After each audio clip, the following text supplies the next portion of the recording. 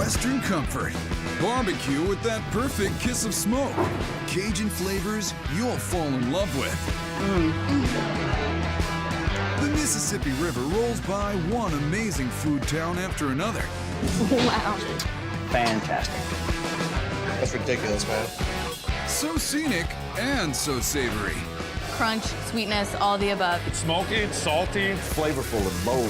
Very buttery and very cheesy. It's sweet, it's hot, it's kind of like me. Care to join us for some culinary river rafting down the mighty Mississippi? Oh my gosh, yes. All those Mississippi River flavors in it. Why not begin where the mighty Mississippi itself does? Just a few hours south of the headwaters lie the Twin Cities, Minneapolis, St. Paul, where the mountains of meat they serve keep Minnesotans toasty. Yeah, I think if you look at the Twin Cities, we identify ourselves by either being east or west of the Mississippi. On the east side of the river, Minneapolitans stay warm with beef and booze at Butcher and the Boar. We smoke all of our meats daily downstairs. The smokers are going 24 hours a day. You can smell our meat from outside. Vegetarians, take cover. I just keep seeing huge slabs of meat. For me, meat and potatoes is an absolute home run, and there's no better place in the Twin Cities to enjoy that than the Butcher and Boar. It's a meat lover's dream, to be honest. If you like meat, Butcher and the Boar is where to go. When a wimpy short rib just won't cut it, real meat fans go for the smoked beef long rib. It's a long bone short rib, so it's not this little piece of meat. This is one portion. That's a chunk of meat. This beast starts with a simple rub of salt and pepper and dark brown sugar. Any steak sauce is sugar-based. To maximize the beauty of this dish, I think the sugar really helps. After an overnight cure, the beef gets 24 hours of flavorful smoke and a tasteful trim. We chill it before we trim it in order to let that fat solidify, and it cuts so much nicer. We trim it off the bone so that way you don't have to mess with it on the plate. Then some sweet and spicy sauce, starting with blackstrap molasses. What's that bring to the party? Almost like a burnt brown sugar. I mean, it's got that really rich caramely flavor, which complements that smoky meat. Compliment accepted. Finally, hot pepper sauce, fresh garlic, and ginger round out the flavor array. I think the presentation on this is great. You got that big, huge Flintstone bone kind of hanging off the plate. Yabba dabba do continue with some coleslaw, tortilla strips, cilantro, and then that beautiful short rib. a flood of sauce, some house smoked salt, and this ship has sailed. Butcher and the Boar is twice smoked long bone, a meal as mighty as the Mississippi itself.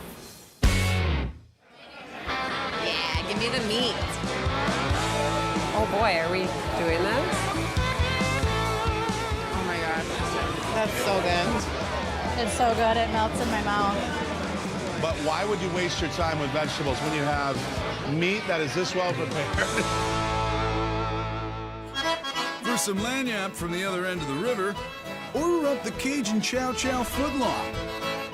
My family's from Louisiana, New Orleans, Lafayette area, in the Cajun regions of central Louisiana. They put chow chow on everything, and I'm trying to bring some of that up here. The Chow Chow checks in by adding a simple vinegar pickling liquid to shredded cabbage. If you think of a classic bratwurst, you got the sauerkraut, you've kind of got that fermentation of the cabbage. That's what we're trying to go for with the chow chow, with some zing to it. Then shredded onion, red bell pepper, We got our jalapeno peppers. It gives it some good heat. On a 30-degree October day, this will warm you right up. some green tomatoes, and it's brought to a boil. Nearby, a locally made footlong frank hits the grill. Get a little char on the dog, and we're gonna plate them. This grilled pup gets nestled in a toasted and buttered brioche bun and bathed with chow chow, house-made shoestring potatoes, mayo, and mustard. Shaved Fresno chilies, a little bit more heat. Let the good times roll in on the river, Minnesotans. Cajun chow chow footlong, so delicious it came all the way up the river from New Orleans.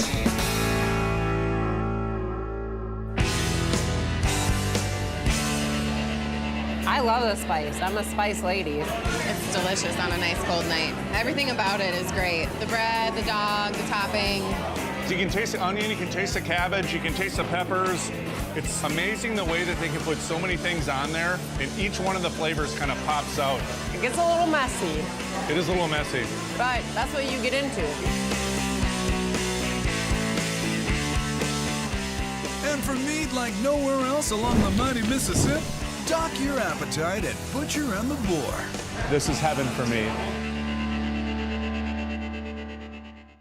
Midway down the Mississippi in St. Louis, folks are always craving sweet and saucy barbecue. Along the Mississippi River, you tend to think comfort food. Especially in Missouri, barbecue is the first thing that pops into mind. That's why Kansas City natives Brenton Brown and Eddie Belter brought their hometown spice and mixed in some Mississippi River magic when they opened Bootleggin' Barbecue. We started this business a couple years ago because what do we like to do? Eat and drink. Yes. The Kansas City barbecue that they have here it's almost like an infusion and a mixture of like multiple styles, which is pretty awesome. So the Mississippi River influences bootlegging barbecue. It's really a continuation of all the foods, New Orleans, Memphis, and on up. They brought the rub from KC and the smooth sauciness from St. Louis Jazz in their bebop and brisket sandwich, the Miles Davis.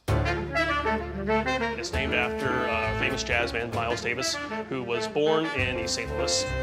And like one of the trumpeter's famous jams, the Miles Davis is savory, kind of blue, crunchy, a little bit of sweet sauce, and delicious. Eddie brings the Kansas City brisket to this jazz fest.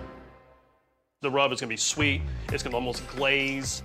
You want to really get these spices in here to create a bark. It's that thin black layer that is a real true hallmark of all barbecue. Sometimes they say it's all bark, no bite, but this has got both. That bark begins to form in the hickory-powered smoker. Hickory is king. We use hickory because it is a native wood of Missouri. It really helps give that local flavor to our meats. My sister and my brother-in-law have a bunch of acreage, and one day he told me, I have enough hickory trees to last a lifetime, so we're putting them to that test. 12 hours later, this brisket is barking. This is bootlegging barbecue brisket. Look at this, it's amazing. Great smoke ring, awesome bark. Juices are flowing like the Mississippi River. Eddie catches those juices on a toasted bun. We're just gonna layer these pieces on so that they're totally overlapping the edge. He adds his homage to Kind of Blue. Pile that on there with our onion straws. And last but not least, a little drizzle of our house barbecue sauce. That's a Miles Davis. It's all that jazz.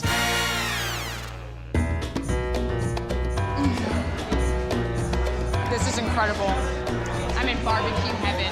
It's sweet, it's hot, it's kind of like me.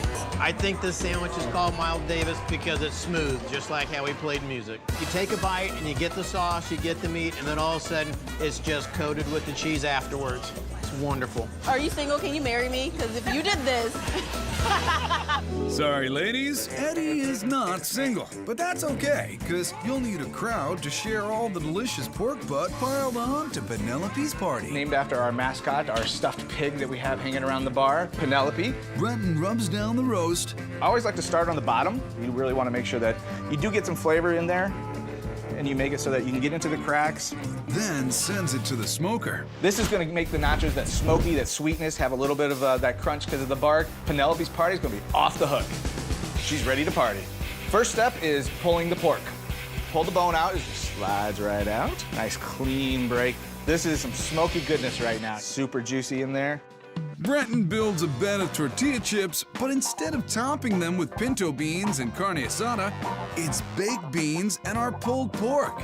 Got that nice crunchy edge on the outside, giving us that great flavor. This is what makes our nachos unlike any other, piled up with pulled pork. It's not nachos without cheese, cheddar, and mozzarella. Penelope's party's about to get hot. Gotta hit it with that KC flavor. Classic nacho ingredients now, the diced tomatoes. That looks good. Ain't no party like Penelope's party. Best nachos on the Mississippi River. I have been all the way up and down the Mississippi, from the upper portions in Minnesota all the way down to the Gulf of Mexico. And this is some of the best nachos that I have had, hands down. Do you see how tender this meat is? The meat is so tender, and the barbecue sauce is so sweet and tangy. It's amazing. The main thing to me is the smoked meat. That pork butt is just blowing my mind right now. I'm not sure what type of rub they use, but it is phenomenal. Everything on the menu is so good, but the nachos are the absolute best. I need more. Don't worry, there's never a shortage of great barbecue at Bootleggin'. Bootleggin' barbecue for the win.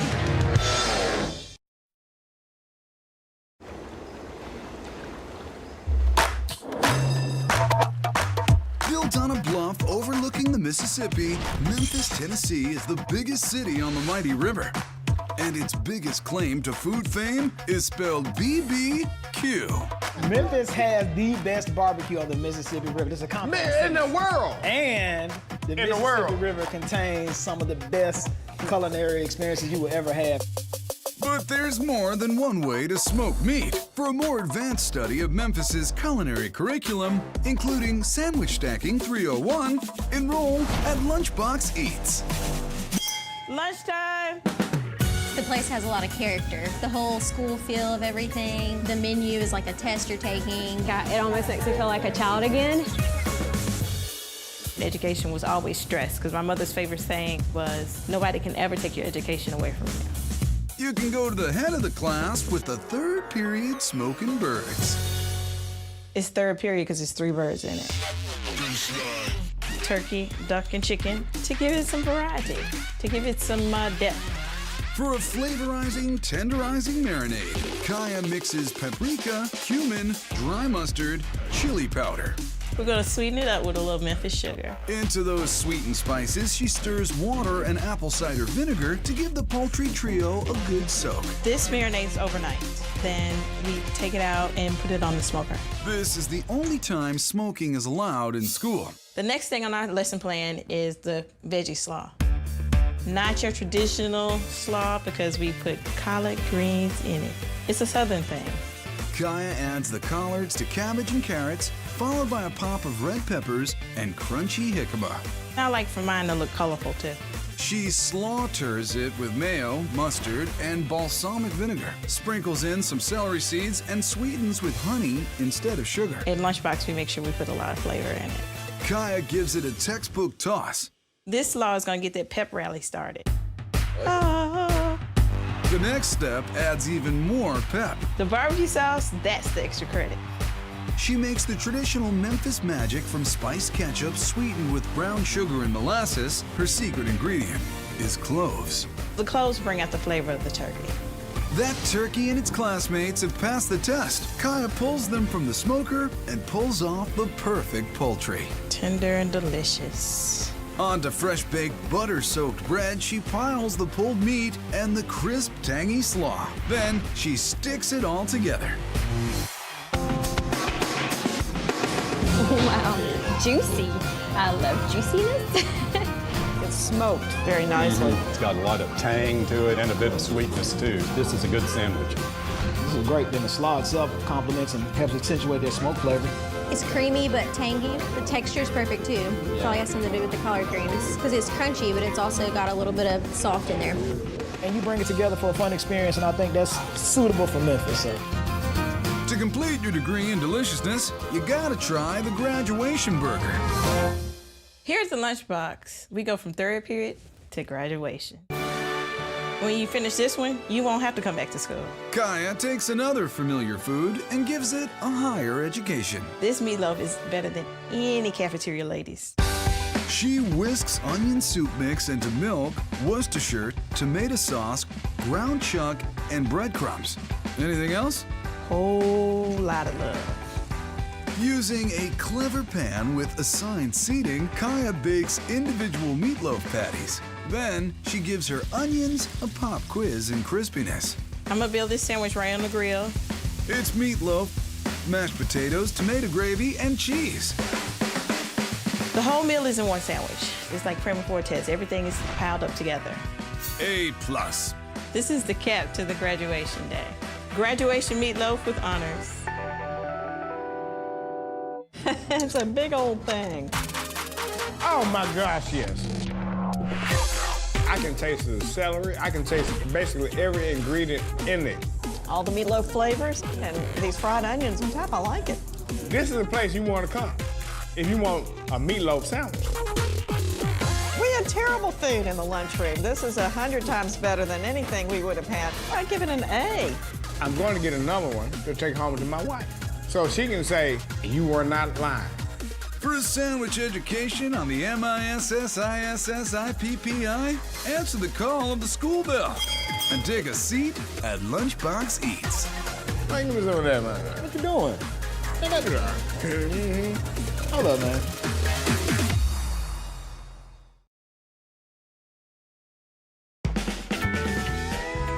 A culinary sweet spot halfway between Memphis and New Orleans is Vicksburg, Mississippi, where Rusty's Riverfront Grill is elevating Southern classics with their decadent sauces.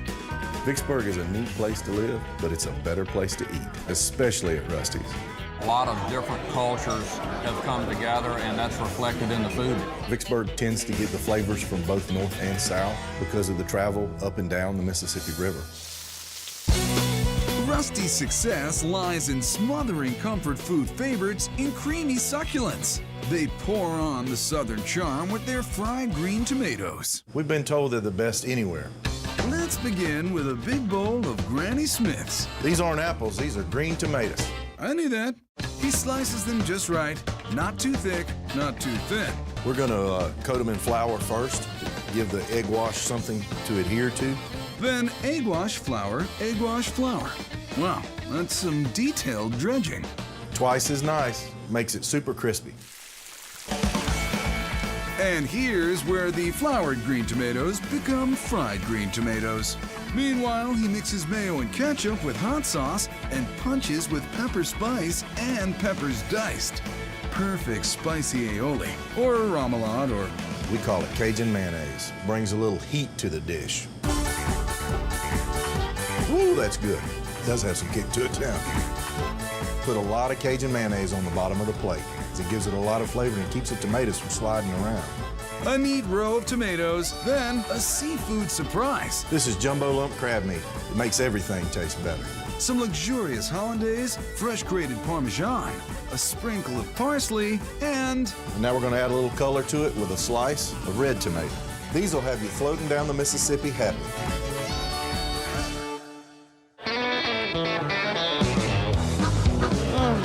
Heaven on a plate right here, I'm telling you. This stuff's awesome. Put them in your mouth and you're just like, oh my goodness, is this what heaven's like? They get them crispy. By the way, they batter them. They're fried good. They have a good crab sauce on top. It's the best I've had. The lady sitting right there had it on her plate, and it just looked so good, I just wanted to try it. Most everyone here has grown up on fried green tomatoes, but without any sauce. They were just breaded and fried. Rusty's has a little bit of a unique twist to it with the sauce that's on it. This is the best fried green tomatoes I've ever had. It just melts in your mouth.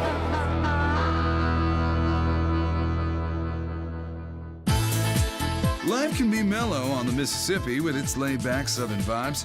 But when it comes to eating, still waters run deep. I enjoy feeding people. I get a lot of pleasure out of it. There's no better feeling in the world than someone to come up to you and say, that's the best thing I've ever had. Taste the love in Rusty's blackened red fish with crawfish cream sauce. It's a hearty fish. It's very good flavor. We're going to start off with the South's favorite ingredient, butter. He spices things up Cajun style. Blackening fish gives us just an awesome flavor. It really enhances the fish, and it's a Southern staple. That blackening seasoning smells flavorful and bold. You're burning the flavors into the fish. Then he sautés garlic, mushrooms, and crawfish tails and makes it into a rich cream sauce. The crawfish sauce mellows the blackening seasoning a little bit, gives it a wonderful flavor. With fresh parm and fresh parsley. New Orleans floated right up the river to Mississippi with our black and red fish. Oh my goodness. It smells heavenly. Smells delicious. This has a very good, rich, mild Cajun flavor. But I think the sauce on top of the seasonings with the fish gives it that perfect balance. This is what I always treat myself to on my birthday. You don't even need any sides. This right here, redfish, cream sauce, that's it. That's all you need. Now I always see why the crowd is always large here at this restaurant. With their tomatoes green and their red fish blackened, Rusty soaks up the local color all along the banks of Old Blue. And I 100% agree.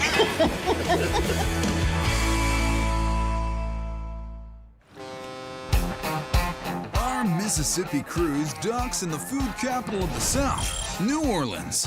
But we're sidestepping the po' boys and gumbo of Bourbon Street, heading instead to the eclectic Riverbend area and Dante's Kitchen. He's been talking about this for at least 3 months. Made a reservation like a month in advance. Yeah. You gotta be at Dante's when you come to New Orleans at least once. This is the best place to eat in the world, period. I think we have some of the best food and flavors that anybody has. With ingredients coming from 10 different states along the river, Chef Iman Loubiere lets his creativity fly. Just not too high. If you ever listen to Jimi Hendrix, he's like, wow, he's going like way out here, man. And the only reason he can be out of space is because he's got the drum and the bass holding it together. That's what I try and do on a plate. Something's got to hold the gravity, and then other things can zip out. Are you experienced? You will be after you try the rockin' his dinner on the river, chicken under a brick. It's an old Italian way of cooking. The brick you put on top of the chicken, it forces the juice into the center. When you put it in the oven, the outsides get crisp up, the breast will stay moist. And like most kitchens in NOLA, the spice is strong with this one. Put a little bit of clove, a little star anise for some extra flavor. And you know, we season both sides. You know why? Because you eat both sides, that's why. A little bit of salt, not too much. Otherwise, my doctor yells at me. The doctor-approved bird gets a quick sear. Well, not too quick. This is the part most cooks are bad at, is waiting. Don't shake the pan, don't get all nervous about it. Let the heat do its job. But for the real heavy lifting, Iman turns to construction-grade equipment. I'm gonna take my brick and put it right on top. It's a good solid weight, and the density of the brick helps conduct even heating when we put it in the oven. After 20 minutes, the brick takes a break, and a mutual friend from Chicken's partnership with Waffles steps in. The maple syrup will crystallize on the chicken, add a sweetness to the whole sauce. With the chicken back to baking, Iman moves on to onions and bacon. They're paired with potatoes and Dijon mustard. He puts a ring mold on it and grills the sides, transforming simple spuds into a complex potato cake. Our chickens come home to roost. Can you smell that? That smells great. Iman gives the potato cake a crown of free-range sunshine. The bird gets a drizzle of maple-glazed pan drippings, and this dish is ready to take flight. Chicken under a brick. From the mouth of the Mississippi to yours. This reminds me of New Orleans barbecue, like the classic with the egg on top. Makes it special. And it's got some sweetness that I think pairs great with the chicken itself. I'm loving this dish. Dude, that's so good. That's ridiculous, man. It's like chicken and waffles. Minus the waffles to get that maple syrup and chicken flavor. It's a good fried egg. It's still a little gooey. It's spiced just enough where it doesn't blow your head off, but it's still flavorful. You know, I love it. I don't think you can have a bite of this part. I think this one's all for me. Sorry. It's all you. Customers are even crazy about the vegetables at Dante's, where they've made Southern comfort food from the French classic ratatouille. It's a celebration of summer vegetables, zucchini, squash, eggplant, tomatoes.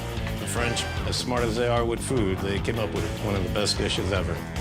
Iman sets tomatoes and onions on a slow roast, then dices up a gaggle of gorgeous gourds. Traditionally, a ratatouille, you would cook everything separate and then mix it all together so they all keep their texture. Then we're gonna layer everything on top of each other. The final layer is a puree of those roasted tomatoes and onions. This is gonna remind you of when you bruised your knee and somebody said, eat some of this will make you feel better. We're gonna do that right here. This is gonna make you happy. Then it's back in the oven so all those indie flavors can form a culinary conglomerate. Louisiana fare you won't want to share. It's making me smile. They're like still a little crunchy, and it's a little spicy, but not too much. It's really good. There's a lot going on here. You know, I can taste the vegetables, and I think the whole thing marries very well together. It's delicious. A little bit of heat to it. This tomato sauce that's on top of it, it really smooths out the flavor. And you kind of get that feel of like, you know, you're actually eating from someone's kitchen. There's no pretensions about it. Yeah, this feels like a home-cooked dish, man. Home cooked in Dante's kitchen, making magic at the edge of the mighty Mississippi. The river is an important aspect because it brings together a lot of different cultures. That's what the river does. It brings us back to our roots.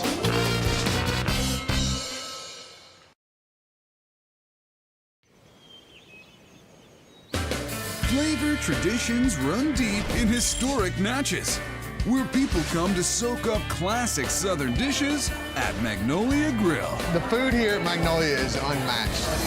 Everything is good here. You get a great meal, you look at the Mississippi River, and you can see 15 miles up that way. Well, I can't because I'm 100 years old, but if you're young, you can see all the way up there. The view absolutely enhances what we do just because we want to make sure that our food is as magnificent as the view of the river. We cook everything to order, so the seafood has to be the freshest. Fresh is the word, like Magnolia's fresh Mississippi take on a Louisiana classic, Oysters Bienville. When the oysters come out of the oven, you get the cheese bubbling, golden brown, and it just kind of makes it to where, you know, you gotta eat it. I want them. I don't want to sell them, I want to eat them. Chef Ernest Chapman begins the Bienville stuffing with a blonde roux, just as we expect. The butter, the flour, but then the recipe takes a serious 180. So I'm gonna add my heavy cream. I add my sherry. Sherry gives a little tangy flavor. A little lemon juice. All things that would join the party much later everywhere else. It's the only place you can get this dish to bring out the most flavor in the oysters. Building the stuffing in reverse heightens every flavor in the dish. And since the next step's already in the pan, we're on to first things second. We're gonna add our shrimp, bacon. Gotta have that bacon. Everybody loves bacon. Bacon and herbs and mushrooms, oh my. Looking pretty. All those Mississippi River flavors in here. Here's another traditional Mississippi flavor, Parmesan. Surprised? Don't be. Italians settled in Mississippi way back in the late 19th century. Gotta get that cheesy creaminess. Delicious.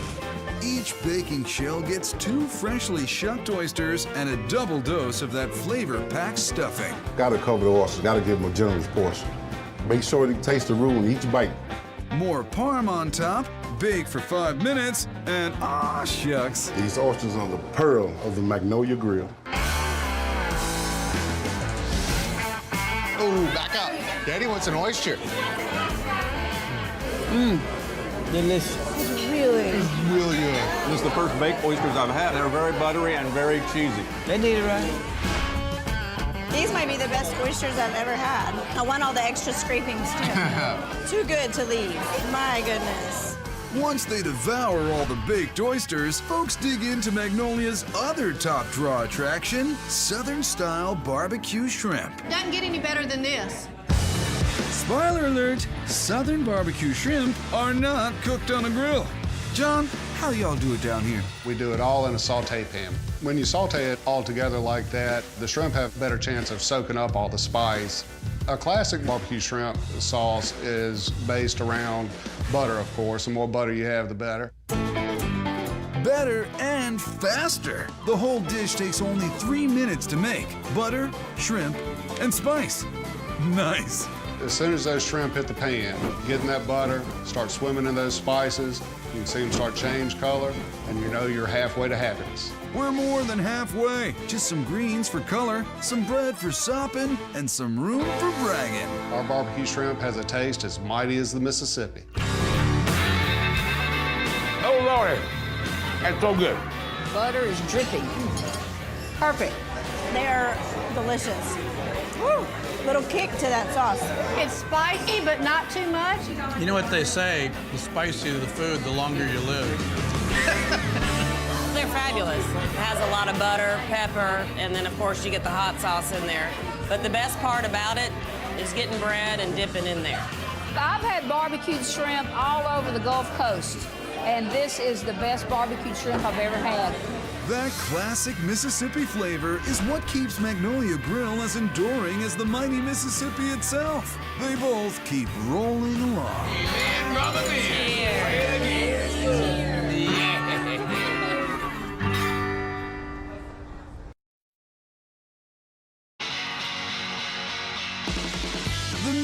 West is comfort food country. But just around the next bend in the Mississippi, that comfort gets even cozier in Dubuque, Iowa.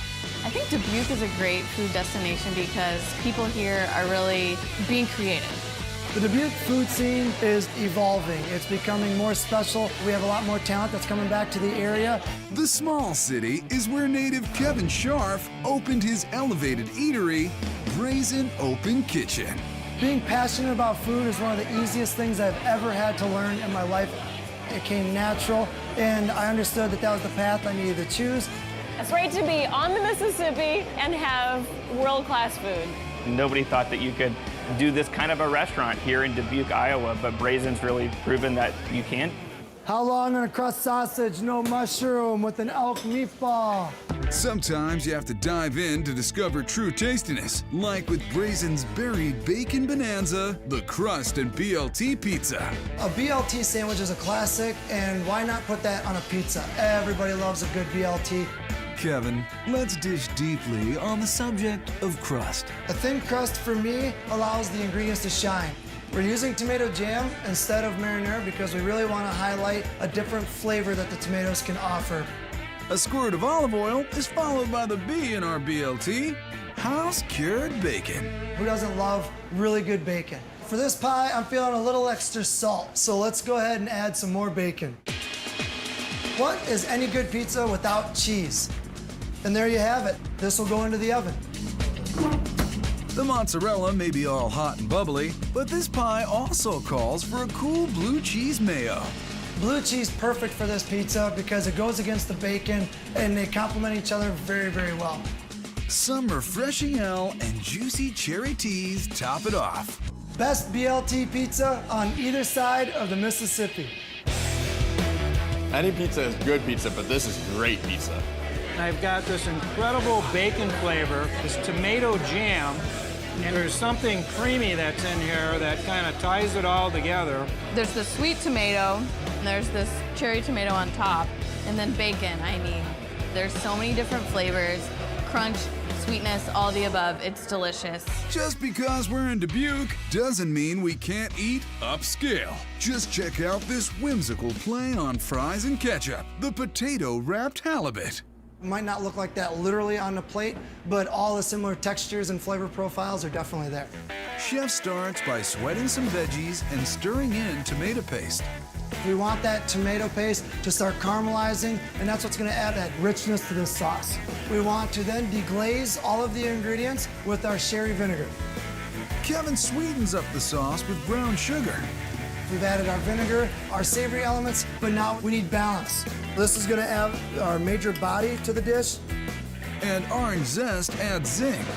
We have everything going on in there to make the mouth dance, if you will. Chef slices extra thin potatoes with a sharp mandolin. We're going to make a lattice with those potato slices. The fish needs a little bed to lay in and then get wrapped up like a blanket. Who wouldn't want to be wrapped in a potato blanket? We want the potatoes to cook at a perfect temperature so they crisp right when the fish is done steaming.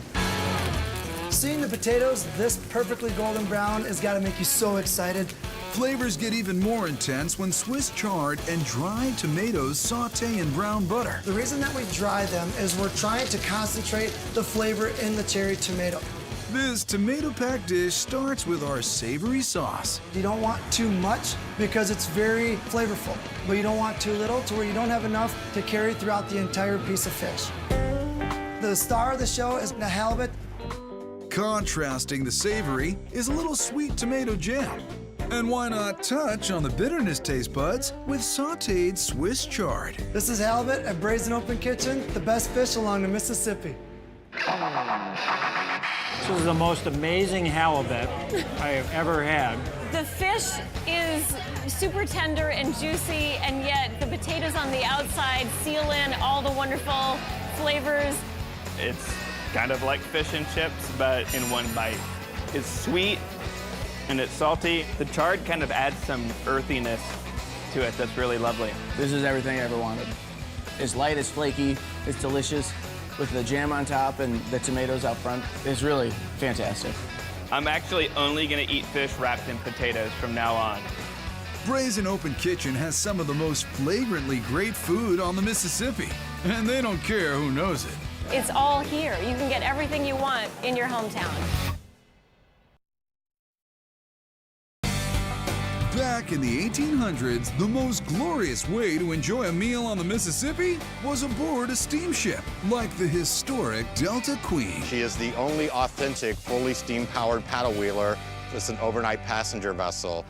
When the boat was dry docked in '08, former Delta Queen crewman Dana Jones packed up the good china, lit out of the tiny town of Kimmswick, Missouri, and opened a restaurant called the Delta Queen Port of Call. It's our mission here to bring the legendary experience of steamboating to everyone here on land.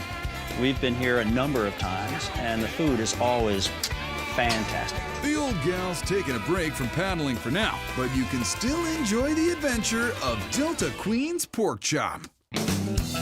We feature the food and the fare that you would find on board that vessel. Our pork chops are hand-carved, grilled to perfection. This mighty piece of meat is trimmed and sliced into individual chops before Chef Tim gives them the cold smoke.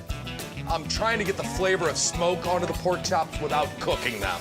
It's gonna taste like it came off a campfire.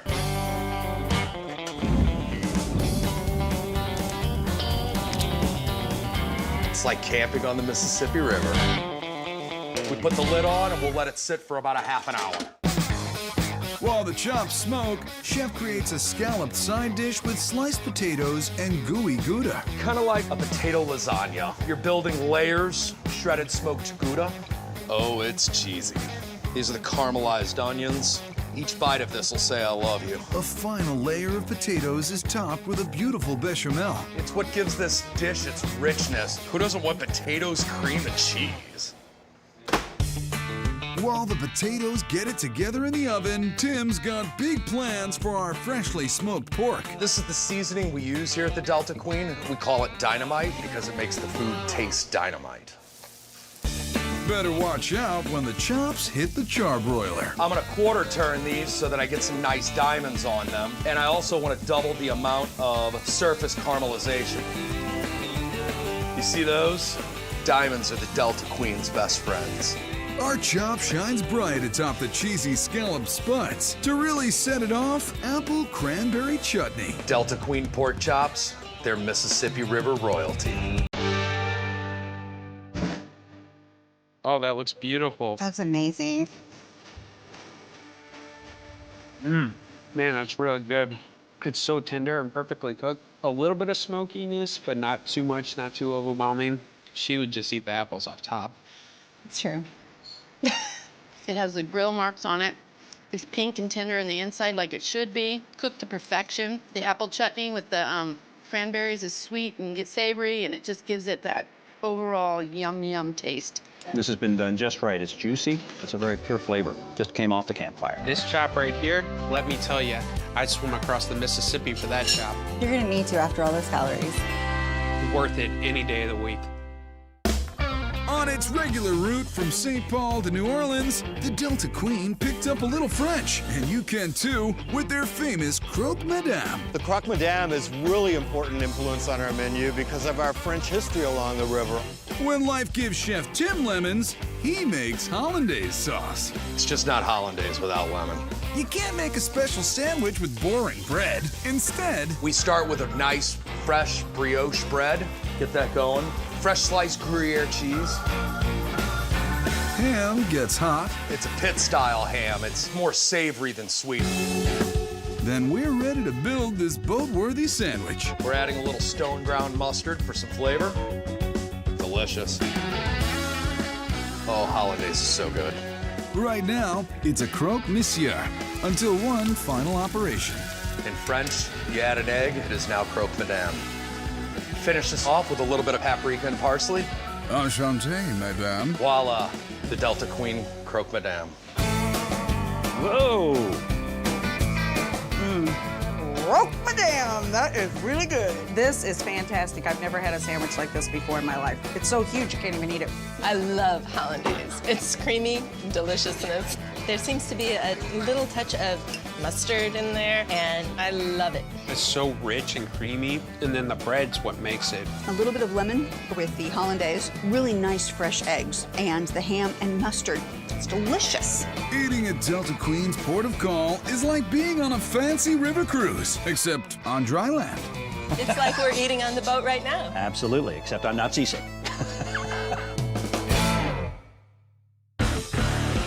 There's so many great places to eat along the banks of the Mississippi, someone needs to invent the float-through restaurant. Super stacked sandwiches. Wow, you gotta be kidding. Backyard-style barbecue. You get sauce on your face and no one cares. That's perfect. Primo Italiano. It's delicious. Family-owned restaurants are home to food experiences at their most fulfilling. Tender, saucy. It's crispy on the outside, it's juicy on the inside. Where do you get mutts like this? There's no mutts like this. The recipes and passion have been passed on through generations. When does he better? No. Ever since I was a kid, we've been coming here. This is pure home for me. Amazing. You're not seen as just a customer here. We're all in the family. Clean me up. Yeah. Woo! All I can say is, wow.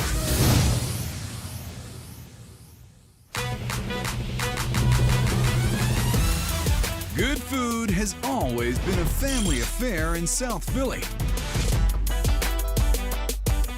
South Philly is home of the Italians. Food, family, just good times. We're so serious about our food in Philadelphia. So many good food places in Philadelphia, so you have to be the best.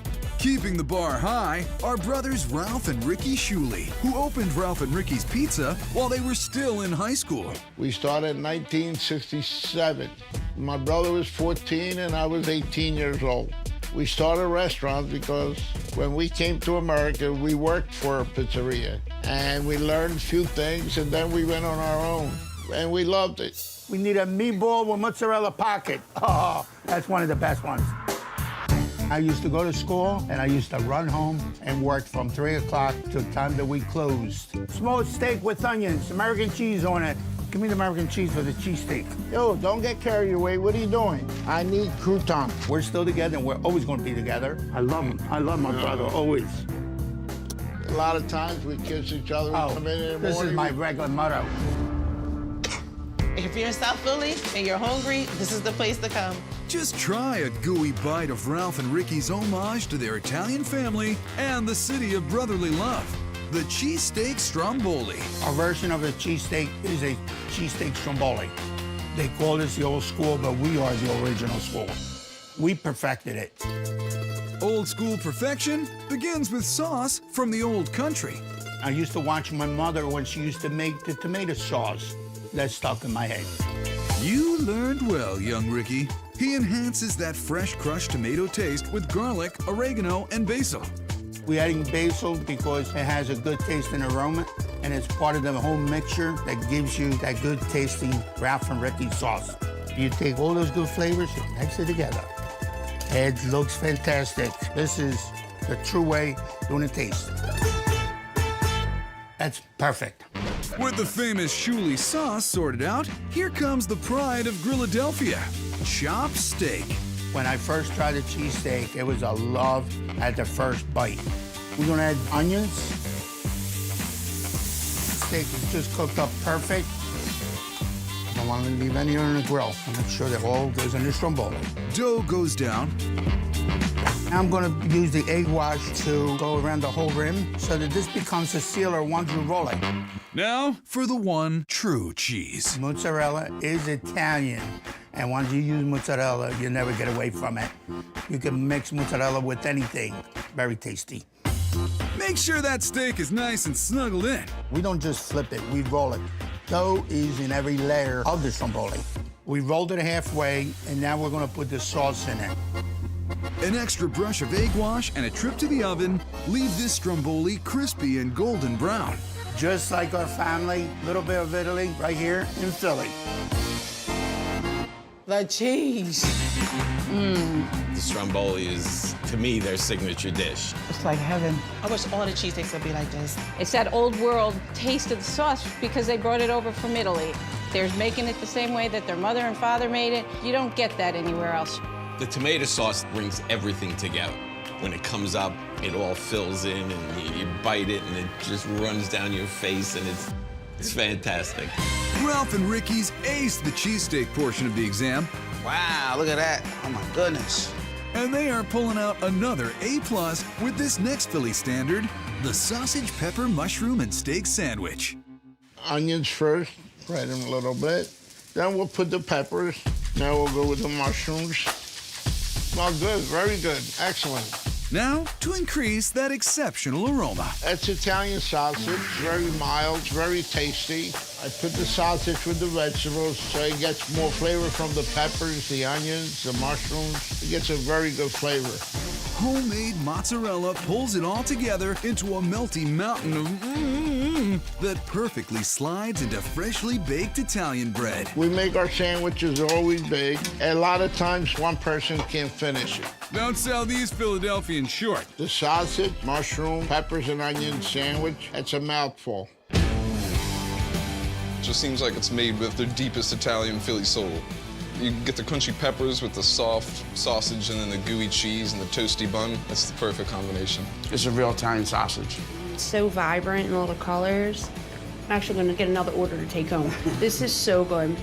After 50 years, there's still no better way to feed your family in Philly than at Ralph and Ricky's. Quando si bello, no. Every day, side by side, you work with your brother, your family. It's the greatest thing you can do in life. We love Ralph and Ricky's!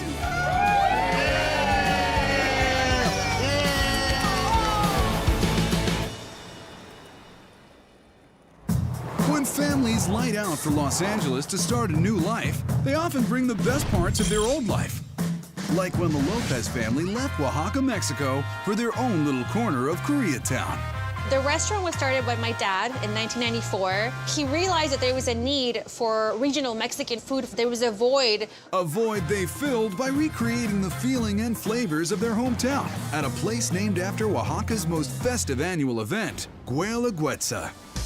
I think every country has soul food, something like comfort food. And I think that's exactly what Oaxacan food is, sort of like the soul food of Mexico. Oaxaca is also known as the land of 7 moles, the septet of sauces and Guelaguetza's specialty, and every member of the Lopez family has their favorite. My favorite mole is the mole negro. For me, the estofado. I think my favorite is the coloradito. Especially when the mole is smothering the cheesy enchiladas de coloradito. When you go to Oaxaca, every family makes their mole a little bit different. Whether it's the amount of chiles they use or even the amount of almonds. The only constant from mole to mole, mega amounts of ingredients. We have tomatoes, onions, plantain, bread, chicken broth, thyme, and oregano. You get the idea. Some people fry their ingredients all at once, but Brisa's mother taught her to toast the nuts and spices separately. You don't want to burn anything because once you burn even one sesame seed, that could really ruin the flavor. You see, you can get those grill marks on the plantain. That's what you're looking for. Once they're done, they expand a little bit and they'll start to do this like little popping sound, and that's when you know that they're ready. Brisa tosses the pan-toasted ingredients, making a Mexican-style trail mix, then blends it into a savory smoothie. We're gonna take it nice and slow like Usher. And you wanna get this velvety finish because this is gonna make your mole really beautiful to eat. Then she turns to Guajillo chilies that have been blanched in hot water. And what this does to the chilies, it makes them softer so it's easier to blend. Chilies go in, then Brisa boils the blended ingredients with chicken broth and chocolate. The cacao and sugar bring that sweetness to the mole. That's what gives the mole more like an umami flavor.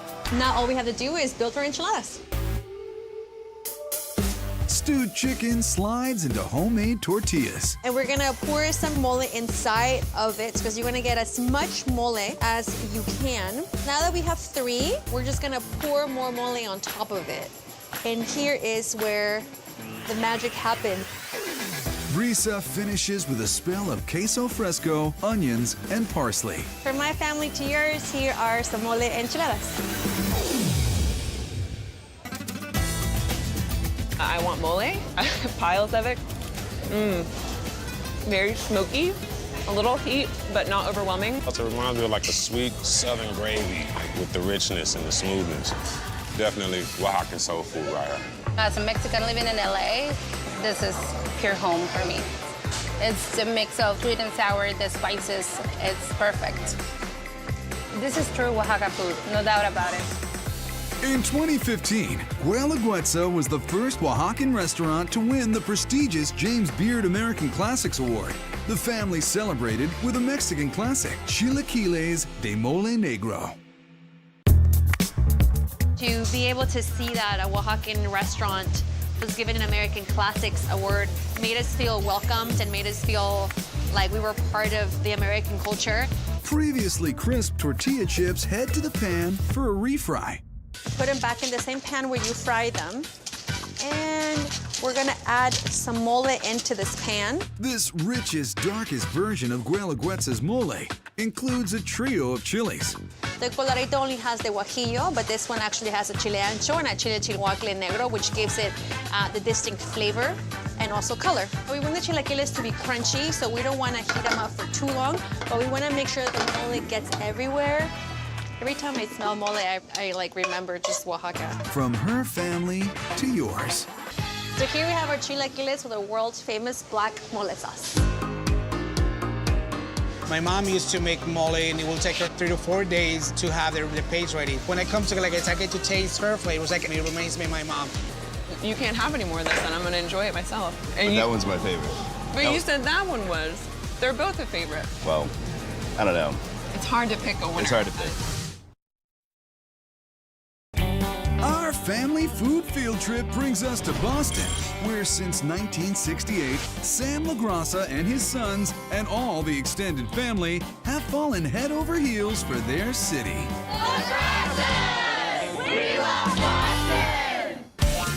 And Boston loves them back. We've been here for 49 years, and customers have high expectations when they come here, and we have to deliver the goods. They passionately pursue one simple goal. Serving the world's #1 sandwiches, one sandwich at a time. That's right. Everybody comes here. There's a line out the door because these are the best known sandwiches. We heard a couple years ago there was the best sandwich place in the world. That's why we came, and that's why we continue to come back every time. Making great sandwiches just seems to be in the LaGrassa DNA. It's all about the tradition of our family. We've always been a close, tight-knit family. We've always worked together, and it was almost like a calling to me. My true passion was making sandwiches. For a deli delight that's not just lunch, but a total sensory experience, start with their pastrami and corned beef combo. I don't think you've had pastrami until you've had Sam LaGrassa's pastrami. We love to stimulate different senses. We love the visual, we love the texture, we love the flavors. And when you combine those all together, I mean, it just makes for like really an incredible sandwich. Rob kicks things off by mixing up a batch of that deli standard Russian dressing. We use a combination of relish and dill pickle chips, so it gives it a sweet and sour flavor. The pickle chips kind of give it like a little crunchy texture to it, and adding like that dill sour flavor to it, which is really good. The family coleslaw recipe has been around since the place first opened half a century ago. Coleslaw has to have a combination of a few different things. It needs to have sweetness, sourness, but it also has to have a creaminess to it. Enough preamble, get to those mouth-watering meats. This is what they come for. This is the reason why we're famous. Making both corned beef and pastrami requires weeks upon weeks of brining and patience. The main difference is the pastrami is enhanced with the sultry flavor of a cold smoke. The pastrami has a sweet, smoky flavor, but the corned beef brings the salt. On a sandwich this impressive, you don't go throwing the ingredients on willy-nilly. One of the most important parts that I feel about making a sandwich is making sure that we're creating layers. You want to make sure that every time you take a bite of the sandwich, you're getting that same experience every time. That means a perfect ratio of Russian dressing, smooth imported Swiss, creamy coleslaw, pastrami, and corned beef brilliance on tangy slices of fresh baked rye. We ain't the #1 sandwich in the world for nothing. Wow, you gotta be kidding. Look at the size of this sandwich.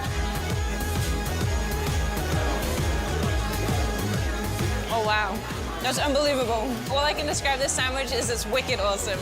This is fantastic. It's got everything. The meat's there, the flavor's there. The Russian dressing of the coleslaw complements it perfectly. It's a nice mixture of meat and moisture. And the bread tops off perfectly and just puts it all together. Fantastic. I've been all over the world. You never get a sandwich like this. This is incredible. Even Boston comedy icon Lenny Clark needs his LaGrasse's fix. It melts in your mouth from the start to the finish. Best sandwiches in the world. That's what the sign says for a reason. Besides mastering the classics, Sam LaGrasse's defies the rules of traditional deli dogma with their Diablo pastrami. It was an experimental sandwich that we kept on working on. It was probably in the process of 3 to 4 years in the making. Instead of Russian, the bread is dressed with the secret family barbecue sauce and chipotle mayo. The barbecue sauce we make here in the restaurant. It's an invention of my father. He spent years in making this wonderful classic barbecue sauce. It has like a really nice balance of sweetness, spiciness. Now let your taste buds form a mental picture of these flavors. Crisp, smoky bacon and silky Monterey Jack. We use cherry peppers because it has more of like a vinegary flavor to it. It gets bolder. Shaved red onion forms the foundation for our feature attraction. The Romanian pastrami is by far one of the best things that you'll ever eat. It has such a wonderful, sweet, smoky flavor to it. Perfect slice of pastrami, perfect thickness, melts in your mouth. Pair it with a pickle, and up jump the devil. LaGrasse's Diablo pastrami, taking sandwiches up to another notch. Ooh. It's fantastic. All I can say is, wow, it's the best. It's got like the good balance of spicy and sweet. That's one of the best sandwiches. The peppers really come out as well and give it that special kick. Yeah, the barbecue sauce is really good on this. It really blends in really well with the meat. You can tell it's a homemade barbecue sauce. It's great. I literally do dream about these sandwiches. They're amazing. The only question at this point is, with sandwiches this amazing, why do they still call this place Beantown? World's #1 sandwiches. You better believe it, mister.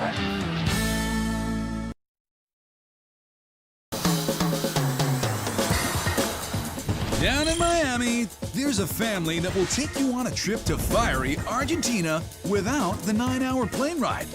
Fire and family are the heart and soul of Argentine cooking. After running butcher shops back home, Mario moved to the U.S., passing the family flame to his children. I learned how to cook from my mom, my aunt, and my grandparents. We have right now 3 generations working with us. When you eat in Graziano's, you can take part of Argentina with you. Leo and his sisters invite you to the Graziano family's sumptuous South American fiesta, thrown nightly at Graziano's. And their succulent lechoncito is where the pork roast hits the plate. In Argentinian cuisine, it's the fire that makes the flavor. Leo's about to fire away on the Buenos Aires cousin of American barbecue. Lighting a fire on the asador, on the fire pit, is basically like lighting a fire at a camp. The Argentinian grilling started with the tradition of the gauchos, the cowboys in Argentina. Our cowboys just chew tobacco. So to make the fire, we're gonna put a little bit of paper, some charcoal. So we use olive oil for everything, so why not use it to start a fire too, right? Makes sense. Even the wood comes all the way from Argentina. Quebracho is more like great oak. As it has a high density, it's going to create ambers. It gives a more sweeter taste to the meat. That's what you want when you're slow cooking. Like the fire, this lechoncito is gonna be lit. But first, chimichurri, Argentina's official national sauce, fortified with... I'm going to start with garlic, red pepper flakes, pinch of oregano, pinch of salt. A splash of warm water releases those flavors, making way for parsley, red wine vinegar, and olive oil. Chimichurri has been a staple in Argentina to put over the meats traditionally for many, many years. You know what they say, if it ain't broke, eat it. We have a nice fire going now. When it's ready, it's gonna fall off the bone. The seasoning is pretty much just salt and sauce. Because the chimichurri is gonna infuse a lot of flavor in the piglet. Here's where the flame leads to flavor. You're in a nice angle. We have a nice fire going on. And it's gonna take about an hour and a half, 2 hours on one side, and then we're gonna flip it. It's been a while now, so what do you think? Delicious. Smoky, looking good.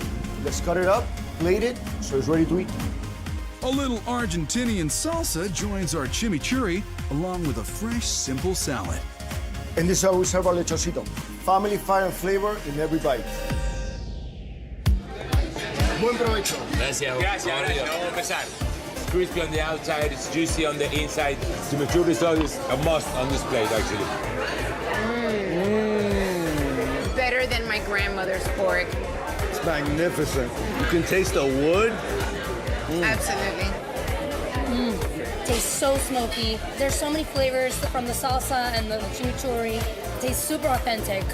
Wonderful, unique flavor, the chimichurri. So this is lovely. Espectacular. Porkalicious.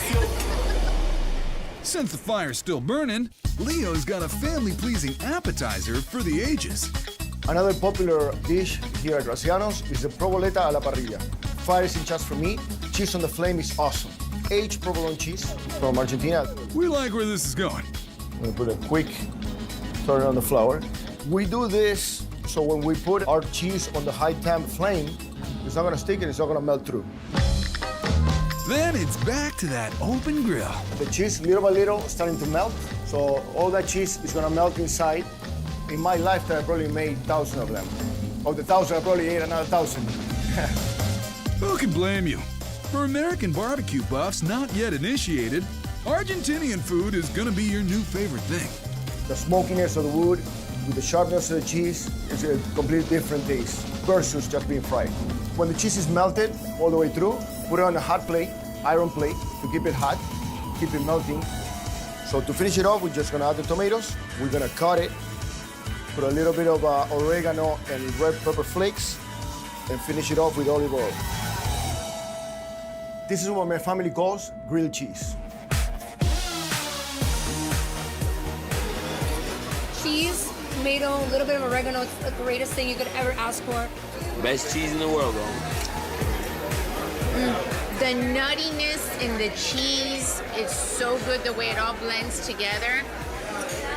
Grilled cheese better than fried cheese, definitely. This is the essence, the Argentinian cooking. A little piece of heaven. Argentinian heaven. Meal, family, wine, food, all you need.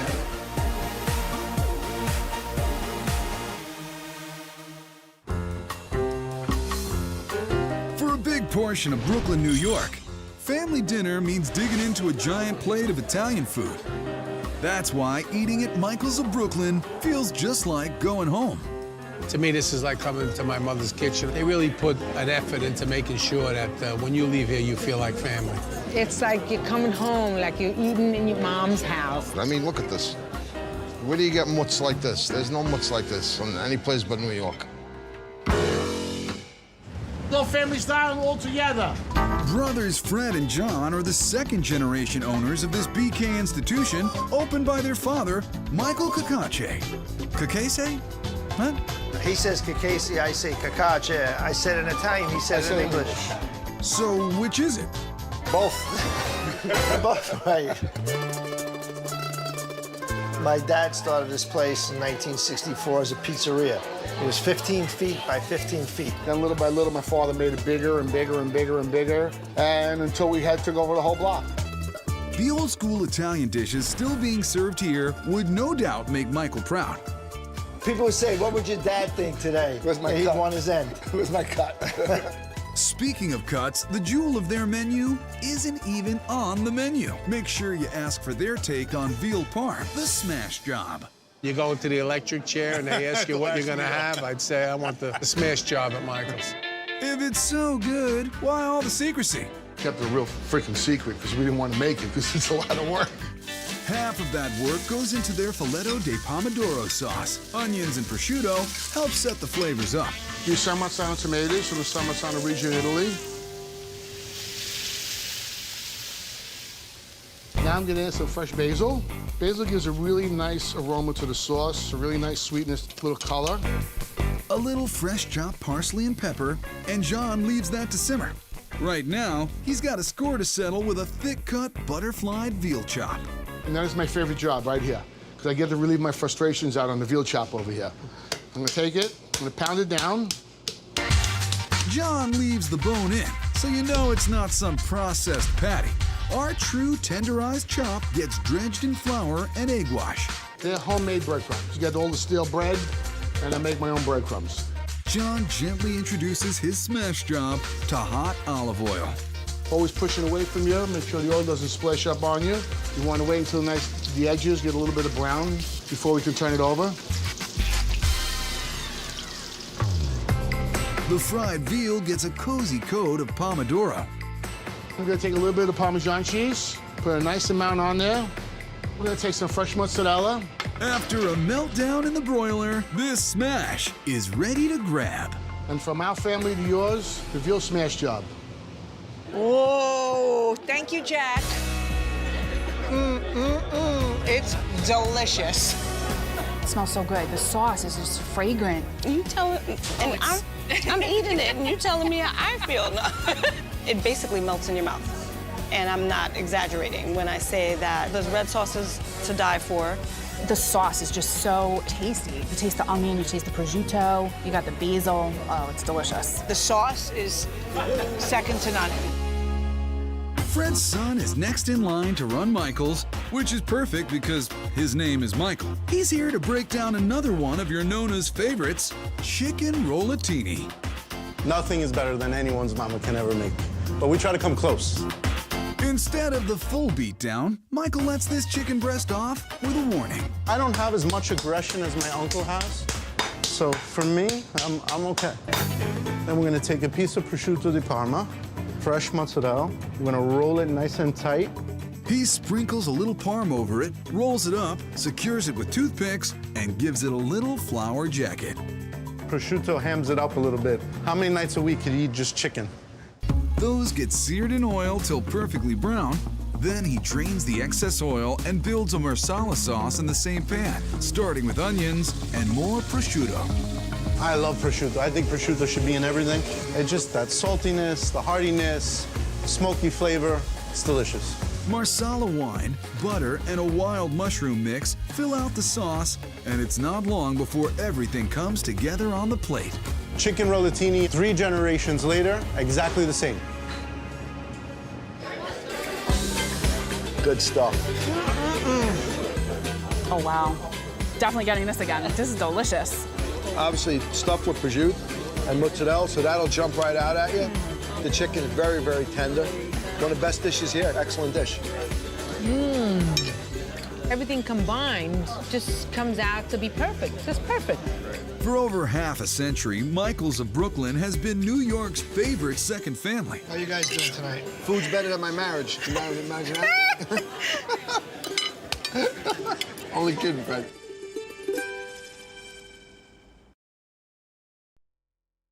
The seductive smell of great barbecue brings us to a family-run joint that's truly a taste of the South. South Pasadena, that is. Yeah, it's California, but they get it. The smoker's right in back of us, so when you walk in, you can literally just smell the meat cooking. You start getting hungry in the parking lot. Eating barbecue is definitely a primal kind of feeling. You're tearing meat apart, you've got the rib bones, you get sauce on your face and no one cares. It's perfect. John and his brother have been eating at Gus's since they were kids. And when it came up for sale, they knew they had to preserve Gus's famous barbecue recipes. My brother and I both loved barbecue and grew up coming to Gus's. The best man in my wedding, his great-grandfather was Gus. I had memories coming here as a kid, and we knew the family, and I loved barbecue, and so it was a perfect opportunity. I come to Gus's almost 4 times a week. And just what would bring someone to Gus's 4 times a week? Their finger-licking barbecue pork nachos. The nachos have been one of our most popular items. It's perfect for sharing, although I would eat it myself if I had ordered it. Basic nachos have 2 ingredients, chips and cheese. These babies have nearly 60. That's why Chef Michael Stern clocks in early and gets busy on Gus's 9-spice pork rub. The key to making a good pulled pork is definitely in the pork rub. Well, I don't think any one lends itself more than the other. I just think together they just make a good flavor profile, which works for our pork. This roast transcript shows it's a grade A boneless pork butt. That's coated in creamy mustard before receiving the spice rub. The key to seasoning our pork here is to make sure that we season it generously. We just want a nice, even, thick seasoning. That'll give us a nice, dark crust on it, known as the bark. While the pork gets a low and slow smoke, Chef Michael gets saucy. First with a rich coffee-based brew, then he turns his attention to the nacho necessity numero uno. Cheese. One thing that really separates our nachos here at Gus's Barbecue and makes them amazing is our house-made mac and cheese sauce. We get a little bit of funkiness from the Gruyere, a little tang from the Parmesan, a nice creamy consistency with the jack cheese. This is so much better than regular yellow nacho cheese. It's a velvety, smooth topper for Gus's crispy, homemade tortilla chips. We're just going to drizzle this on top of our house-made chips. Our freshly pulled pork sails this sea of cheese with smoky, sweet, and spicy bacon jalapeno baked beans. You want to make sure and load it all in there so you get a little bit of everything in each bite. Now we're going to top it with 2 types of cheese. Why not? On shredded jack, on mozzarella. And our original Gus's barbecue sauce. We're gonna throw this in the salamander for about 10 seconds to get it all melty and gooey. Commence bubbliness before piling on the perfect nacho toppings like jalapenos and gobs of guac. Gus's barbecue pork nachos, the best way to pig out on a cheat day. Dig into there, baby, yeah. It has everything in there. The cheese, oh my goodness sakes, yes. It has the smokiness of the pork, little cheese, little jalapeno, guacamole on there. Perfect bite. The barbecue sauce is really standing out. The pork is so good, and like the cheese is like really rich. Everything is just perfect. There's all the meat in it, and it makes me feel so satisfied. It's just all together in gooey goodness. Did I get it? Pick me up. Yeah. Aficionados have been flocking to Gus's for decades to dig into barbecue that has been cooked low and slow over pecan. Can't decide what to get? Then don't. Simply order their famous barbecue picnic platter. When I see a great piece of barbecue, it should almost look like a burnt piece of log. We are going to cut our brisket that we smoked for 12 hours. You know, everything is charred on the outside and smoky. And then when you cut it in, it's nice and juicy. No ants at this picnic, but there is a bird. Gus's juicy, crispy, southern fried, boneless half chicken. Then we're gonna finish it with our smoked baby back ribs. Sweet apple gravy, some classic southern sides, and Gus's famous sauce complete this colossal picnic platter. It's about choices. Choose it all. Gives you a little taste of everything. All the classic barbecue meals that you want. Brisket's really good. You can tell it's been smoked for a long time. It's caramelized on the outside. It's super soft, practically melting in my mouth. This is the way ribs are supposed to be, like soft, slow cooked, tasty. For family-run feasting in Pasadena, get on over to Gus's Barbecue. I think we should do this every day. Yeah, I think so.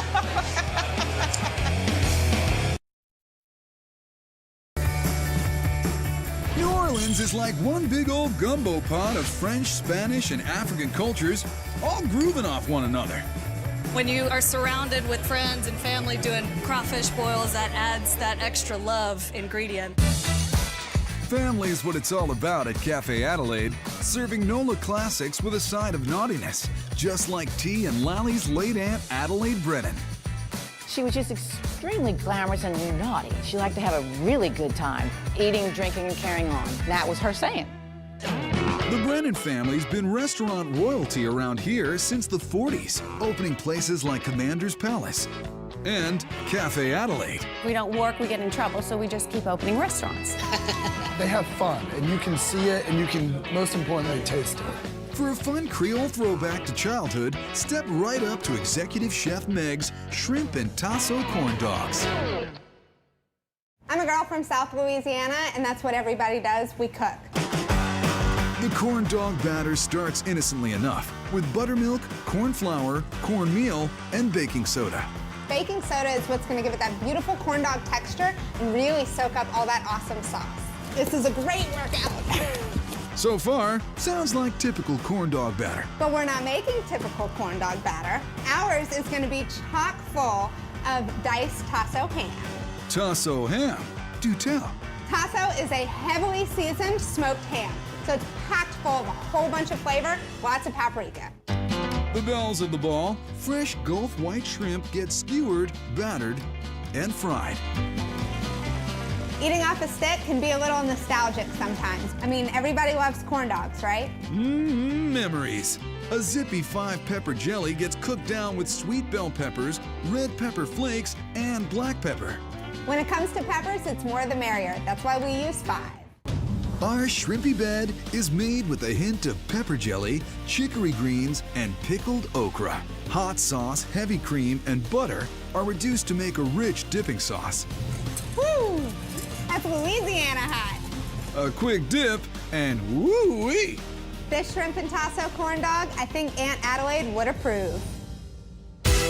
Cheers! Amazing. To me, this is naturally New Orleans. We like to put a twist on things. You take a corn dog, we put some shrimp in that. Corn shrimp dog? Do you taste something in this batter? It is. That's that tasso ham. That gives it a little more of a salty flavor. Just the right amount of saltiness, because I'm a savory kind of girl, so this is delicious. The 5-pepper jelly is like, boom. It's New Orleans in a plate. It's New Orleans in my mouth. Please don't put that on TV! No, you have to. Naughty, just like Aunt Adelaide would have liked it.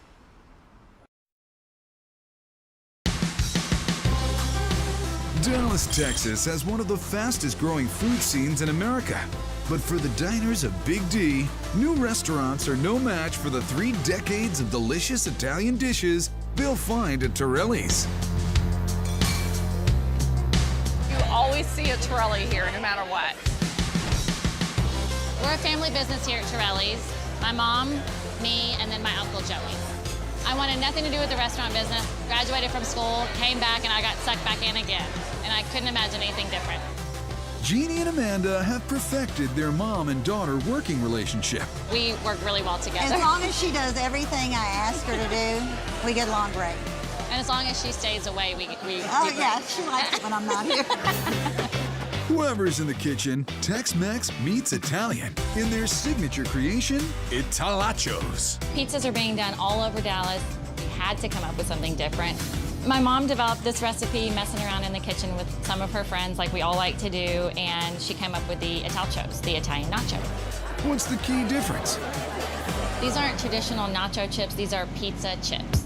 Each chip is individually hand-cut and hand-fried. Those chips are born from house-made dough that Amanda stretches to the limit. Then she breaks out a device that looks evil, but does so much good. This is our rolling docker that gets all the bubbles and the air out. You have to do this so that the dough does not rise. Those pizza chips take a relaxing soak while Amanda settles in with the Torelli recipe book. This is our family red sauce. My family created this recipe over 100 years ago, and we brought it over on the boat, I guess you could say. Olive oil, garlic, and shallots might not be great flotation devices, but they're tasty. Then what? Then we take our sausage, and we just shred the sausage into the sauce. This does help elevate the flavor. It smells so good. The smell reminds me of my childhood. Amanda drowns her memories in pureed tomatoes, a house blend of herbs, and some fresh Parmesan. The final touch, a great many ticks of the clock. You can really taste that homemade love by letting it cook for 4 to 6 hours and really letting those flavors incorporate into each other. Speaking of incorporation, are there any other legal matters I might need to know about? If you want an Italcho, this is the only place you can find it. We've even trademarked it, and people drive from all over the place to come eat it. Then let's not leave these patented pizza chips pending. We are going to start with the red sauce. You've never seen anybody build nachos with a paintbrush, I bet. Truly is an art form. The crunchy canvas gets a collage of cheeses and chicken, then sun-dried tomatoes, fresh goat cheese, and house-made pesto. That's when Amanda switches from Da Vinci to Jackson Pollock. Now this is where we add our pop of color here at the end. Just kind of splash it. A few minutes in the oven, and our agony is over. Bring on the ecstasy. Our famous Italcho. That is so good. So very good. We got the chicken, the pesto, the tomatoes and everything. It's like the best combination of everything you can imagine on top of a chip. You literally like don't want to leave any parts behind. Every little like crumb on there it's so good.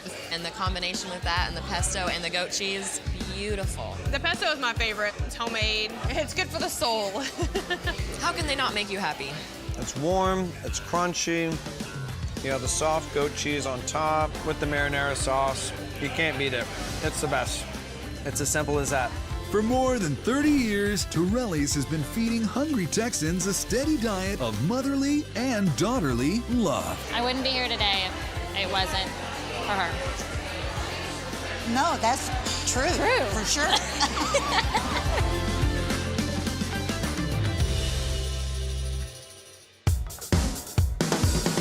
The best part of going to a great family-owned restaurant? Getting all the flavors and feels. Yo, don't get carried away. What are you doing? Without having to help with the dishes.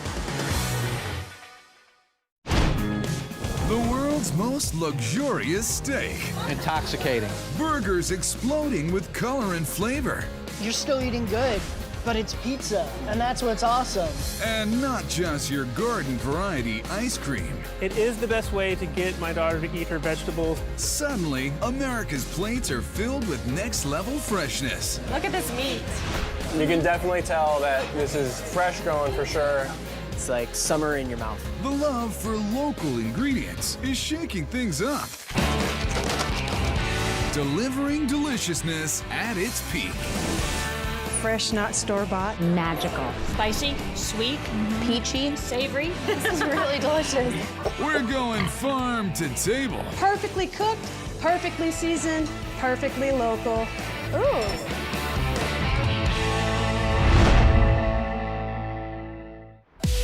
The farm-to-table movement's really taken root in Denver, Colorado. So let's plant ourselves in front of the global taste creations being harvested at Root Down.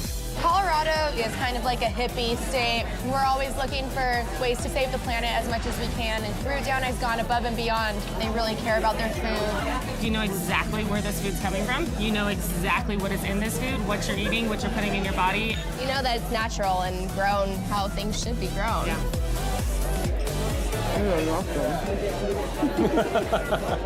Root Down's farm-to-table tradition is the brainchild of Brooklyn-born chef Justin Cucci, who left the Big Apple with some big ideas.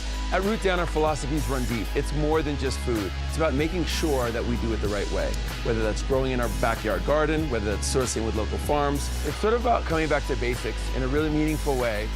Whether that means taking a basic cocktail and kicking it a mile high with organic beet juice. This is gonna get my Saturday off in an upbeat way. I could drink this all day. It's so nice. Or giving local ingredients a global bite with Root Down's Brunch Bonanza, the Colorado Lamb Burger. Our customers love the Colorado Lamb Burger. It's been on our menu 9 years. We've taken some global flavors from North Africa and we put it in the most local burger you can get. To shake things up even more, let's hold the burger and add some sauce. Sauces are incredibly important. Sauces bring so many flavors into a dish. So we start with our yogurt that we make in-house. This is using local milk from local dairies. We're gonna use about 3 cloves of garlic. And that just adds that nice, unctuous savoriness. Matchmaker Justin sets his garlic up with a little tart. We take some fresh lemon juice. That just adds a nice little moment of pucker to accentuate the tang of the yogurt. Now that we're unctuous and puckered, we're ready to get herbaceous. These come from our garden. First one's going in is basil. Doesn't need much at all. This is just a background flavor. Star of the show is definitely mint.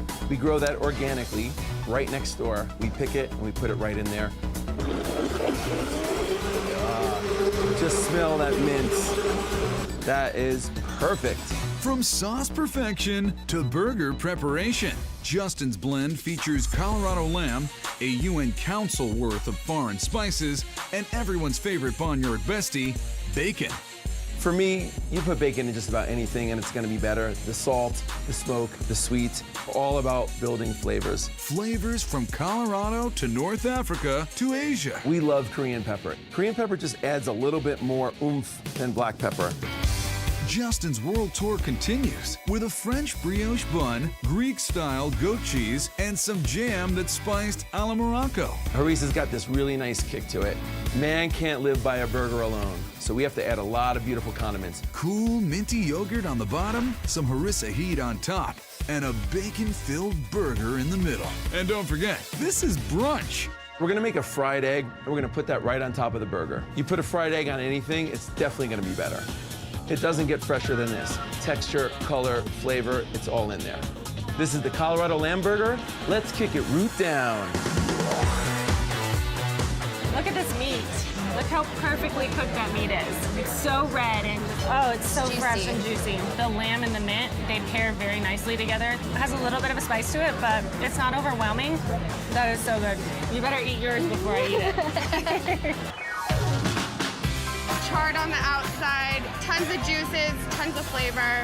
You've got the lamb, you're getting the egg, and then you've got a hint of bacon in it, so it's a perfect protein burger. We owned a big cattle ranch in southwest Colorado, and with this, it takes me back to what we did on our ranch.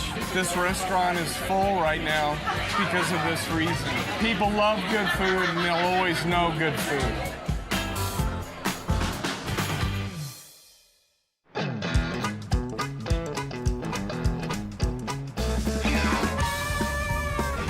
If you think farm fresh always means salad, you've obviously never been to Austin. At Jack Allen's Kitchen, out on West Highway 71, they do farm to table, Texas style. Everything's got so much imagination that he takes a simple thing like chicken fried steak and adds Austin, Texas flavors and attitudes to the food. They've got Texas down, for sure. That's kind of why I come here and why it's that feel-good place. Texas in spirit, locally sourced, as much as we can be, period. It's the only way owner and chef Jack Gilmore knows how to do it. My deal is to get it from where I know where it comes from and take care of it and honor it and respect it. Jack Allen's Kitchen hits refresh on a same old standby with their chicken fried beef rib. When they come to Austin, they think they're getting a barbecue beef rib and this and that, and I'm like, no. Dude, this is just like a pot roast, but it's chicken fried. I can chicken fry anything.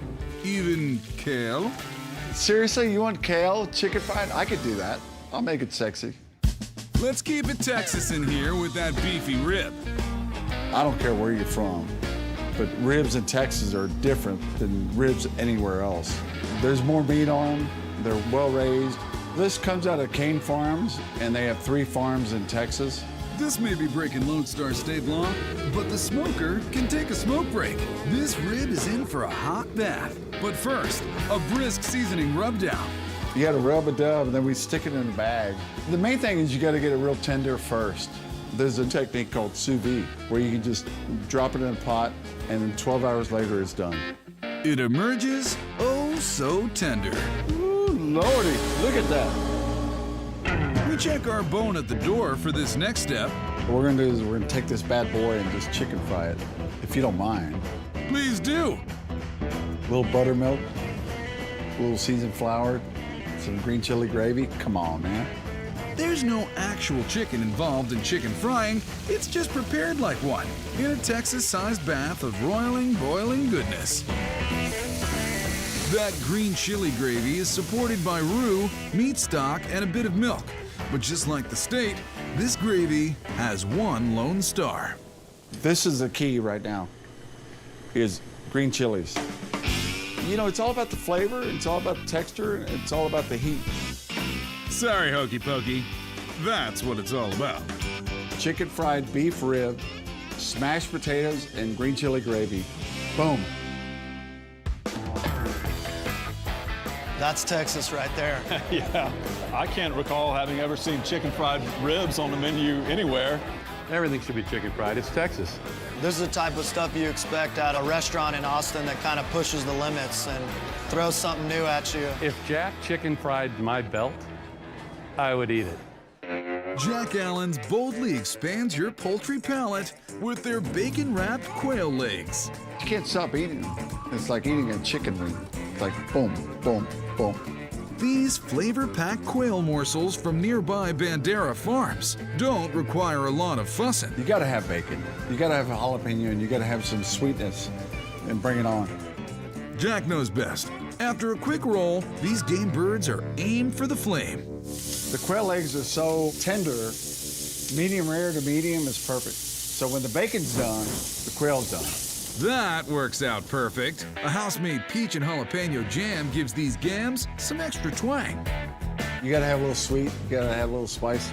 You've got to have a lot of these. Texas-style bacon-wrapped quail legs. Enjoy. That's good. Nice and tender, just enough sweetness on there with that bacon kicks in. That's good, I like that. Oh, wow. It is delicious, spicy, sweet, peachy, savory. Right after you take that first bite, you get that sweetness, but then kind of toward the back end, that little spice from the jalapeno kicks in. That's good. Fresh local food doesn't just taste better, it makes the world a better place. It screams the Texas I want to live in. Jack Allen's has mastered the feeling of comfort.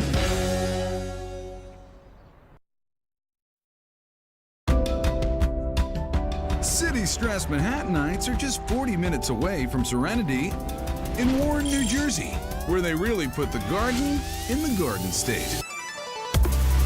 You get the fire pit, all the lights and everything. It's so nice. I just love this place. Where is all this peacefulness? Stonehouse at Sterling Ridge. Come for the respite, stay for the repast. We bring our friends from New York who are foodies, but also want to change from the New York City environment. And with their on-site garden, Dancing Goat Farms. It just doesn't get any fresher than this. Our farm definitely dictates what it is that's going to be on the menu. We pick it during the morning. I got some regular size zebras here that are just right, perfect time to get them. Put them right in the tuna dish tonight. One of Chef Jerry's freshest hits, lardo-wrapped tuna loin. Lardo is cured pork fat. What's the saying? Everything's great with bacon. And when you mix bacon with fish, everybody might be, try it sometime. You have my attention. Fresh tuna gets seasoned with salt and pepper. I love using rosemary from my garden, thyme from my garden, and parsley, finely chopped. A little lardo wrap, and is this lardo local? It's raised naturally on a vegetarian diet here in New Jersey, and they cure it with some herbs and some spices. It melts right into the tuna when I cook it. The bacony tuna is set aside as tomatoes from Dancing Goat Farms feel the heat. It's hot. There's nothing wrong with that. A little burnt flavor is nothing wrong, as long as it's not too burnt. It also gives a lot of character to the flavor. There's a lot of characters in New Jersey. Come on. Everybody knows a guy, knows a guy who knows a guy. I know a guy that knows a guy. Then fresh green beans go to sleep with the fishes. Cooking in a boiling water into the ice bath. It holds the flavor in, holds the beautiful color in, nice green color. It's going on ice. It's going on ice. The cooked tomatoes are joined by some fish stock, white wine, and our green beans add to the rich sauce. And then a fresh roasted and sauteed surprise, sunchokes. Sunchokes is a root vegetable. It looks like ginger, tastes like artichokes. Gotta have basil in these dishes. And some mint from our garden. A lot of people might think, mint, isn't that desserty? No, it's not. It's a beautiful background flavor. Finally, the lardo wrapped tuna gets a quick sear. As you can see, the lardo in there is slowly melting in. The rare tuna gets a slice and lands on the fresh tomato medley. Come and get it. From our farm to your table. Oh my God. The tuna is cooked so perfectly. You cannot eat tuna unless it's perfectly rare and charred on the outside like this. It's probably some of the best tuna I've ever tasted. When you put the lardo on it, it seeps into the tuna and it's just magical. Oh, you gotta get the sauce on it from the tomatoes from the garden. Oh, with the lardos and everything, it's delicious. The tomatoes and the string beans is just amazing. He's gonna turn into a tuna. From surf to turf, another one of Stonehouse's fresh faves is the tomato braised beef short rib. Comfort food over creamy polenta. This one begins with salt and pepper on a locally sourced short rib, bone in. The bone adds a little more flavor. You get all that marrow flavor out of the bone. Some subtle searing. And the braising liquid gets going with garlic, onion, and fresh ground Dancing Goat Farms tomatoes. We need a little liquid in there, so when we put it in the oven to braise, there's liquid that helps cook it. The beef is very tender, falls right off the bone. While all that hits the oven, locally milled polenta is prepared. And then the last ingredients will be a couple pieces of butter, because butter needs to be in everything. No calories in this, just a few. Good enough for me. Then some sauteed broccoli rabe, also fresh from the Dancing Goat. Salt and pepper in the broccoli rabe, the essence of the broccoli rabe, that's all you need. Jerry joins it all together with a parting shot of gorgonzola cheese and fried basil. Fresh food, great taste. Everybody should have their own farm. Wow. The smells are just intoxicating. Oh my God, this looks great. They look fantastic. The polenta, the gorgonzola, literally fall off the bone. That's what it's supposed to do, fall off the bone, because that's what it's doing. It's like a perfect mix between the saltiness of the meat and then the polenta just blends it in. I've eaten broccoli rabe, and this is by far the freshest and has a crunch to it. All these different textures are so great. For the freshest food west of the Hudson, grab a seat at Stonehouse at Sterling Ridge. Just one question. Where are all the dancing goats? There are no goats in our farm. But when you think of goats, who doesn't love goats? As much as we love tomatoes, they're not as fun and playful as goats.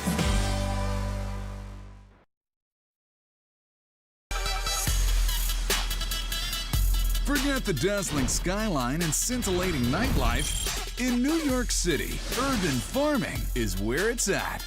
Lots of restaurants are farm to table, but this one is roof to table. I'm taking farming in New York City to a whole different level because I'm growing vertically like the skyscrapers in the major cities do. I grow all sorts of things on the roof. 20 varieties of heirloom tomato, all the herbs, lettuces, chili peppers, eggplant, squash.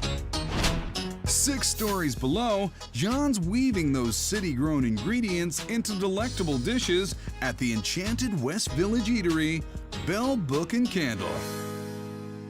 On my menu, I use what's ever in season. I use what's available. So we don't have to refrigerate. We cut and pull what we need on a daily basis. Which means some dishes only appear on occasion, like John's Thursday special, fried chicken. It's a little more involved process, so I wanted to do that one night a week to make it a little bit more exclusive. A little more involved means a 3-day process which kicks off when Chef John parts out a pasture-raised chicken. There's part of your wishbone there. I'm gonna split the bird right down the center. I'm gonna put this in the solution of salt brine. What that does is flavor the chicken, and it also helps to tenderize it as well. That 24-hour brine leaves this beautiful bird nice and plump and ready for a spiced buttermilk bath. We'll start with a little bit of bay, dried parsley, chopped chervil. Chervil is kind of a combination of parsley and tarragon. Beautiful sage, and then we have tomato powder and paprika.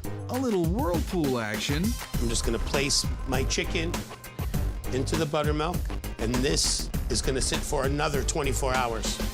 If you're gonna make good fried chicken, take your time, no rush. Day 3, our sky-high herbs and spices make a reappearance in the flour. If you're not seasoning your flour, you really don't know what you're doing. The next step is the shake.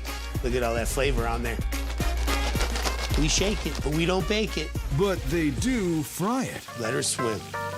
Doing the breaststroke in 300-degree oil. The chicken suns herself while Chef John sprinkles on salt. Salt is the key ingredient to keeping the flavor. Creamy mashed potatoes and sauteed asparagus make the perfect perch for our chicken. Here we are, Bell, Book, and Candles, famous fried chicken, fresh to you. The chicken is so moist, really flavorful. The asparagus is really fresh as well. It's nice and tender. The inside and the outside is perfectly crispy. It's delicious. Really good. The chicken is so moist, it's amazing. This is the best fried chicken I've had. this old world starts getting John down, he gardens up on the roof. When he's feeling cheesy, he crafts house-made burrata. It's a homemade cheese, the creamy centered buffalo mozzarella made in-house, paired with tomatoes and basil from the roof. Chef John soaks buffalo curd in simmering water. Gloves are on because this is hot. This is some of the freshest cheese in New York City. He massages the curds together while smoothing out the bumps and lumps. You really have to work it. You can see how the texture changes. Now, I've got my mozzarella. John spreads the stretched out mozzarella with a combination of whipped creme fraiche and garlic confit. Garlic confit is basically olive oil that's been steeped in garlic. That's our creamy center. A final fold, and our baby burrata bundle naps as Chef blisters cherry tomatoes. I'm blistering just to break the skin a little bit, and the balsamic vinegar will add a touch more sweetness, bringing things together. He spoons the tomatoes around the burrata and tops it with 2 kinds of basil. We have a purple basil, and then we have a Genovese basil, which is your standard Italian basil. Tomatoes and basil love each other, and the cheese is so friendly you could almost pair anything with it. A dash of sea salt and a drizzle of extra virgin olive oil complete this West Village ode to Italy. That's how my garden grows. Are you kidding me? That is so good. Wow, not only creamy, but so crunchy with the bread as well. You can definitely tell that this is fresh growing for sure, right up on the roof. I haven't tasted a tomato like that all summer. It's fluffy and it feels like it's like fresh off the farm. It's like everything I want on this plate in one. Everything. Everything that's good in the world. You got it on your nose a little. Did I? Did you get that from me? The farm fresh food at Bell Book and Candle will leave you speechless. The mark of a great meal is a smile and silence.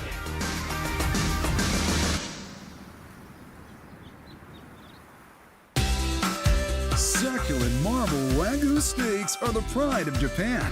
But in Roanoke, Indiana, one farm and its companion restaurant are turning the heartland into a no-holds-barred steak party, fit for a king.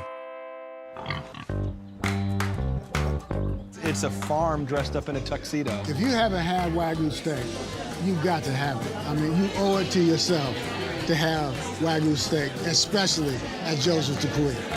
For those who aren't familiar, Wagyu is a Japanese breed of cattle. In fact, Wagyu in Japanese means Japanese cattle.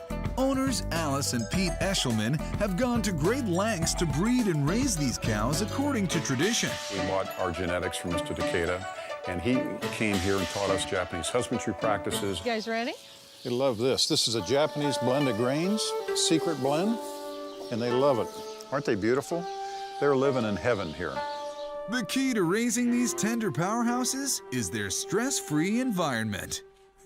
They rest maybe 16 hours a day. Mr. Takeda wanted me to play music to them to relax them.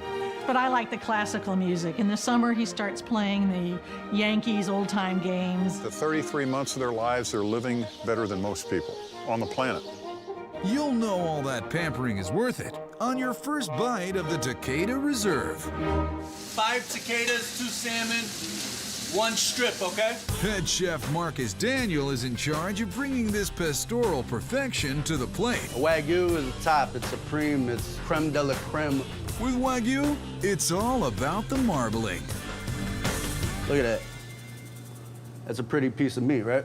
If you eat the Wagyu, the omega-9s actually enhances your mood, so it's a feel-good food. With such a solid foundation, Marcus doesn't need to do too much to his 5-ounce steak. Liberally salted from high up, so as it falls, it kind of expands as it goes. Same thing with the pepper. Chef is very attentive during the grilling process. It took about 30 months to produce this beautiful piece of meat, and I can mess it up in 10 minutes or I can serve it just how it's supposed to be. Just how it's supposed to be is medium rare. See that? The fat, it's just really nice, you know? After a short rest, Marcus slices his supple steak. It's a beautiful pink. You can still see the fat running through it, slightly melted.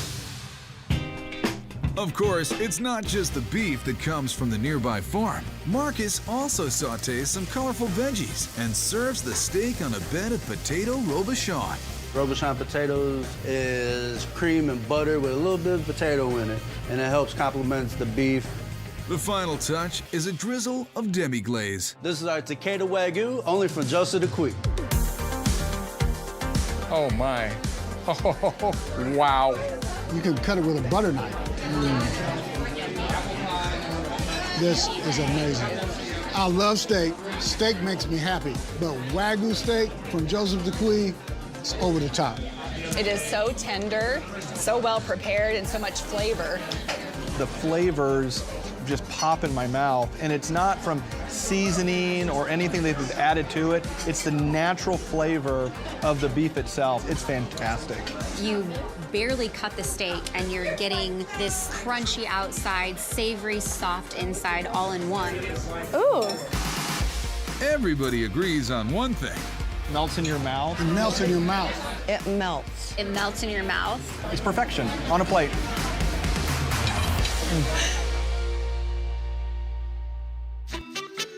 This upscale but still casual restaurant was built in an old bank. Instead of a cellar, they have a wine vault. And with an asset as precious as their beef, you gotta spread the wealth. Like, say, on a piece of Wagyu toast.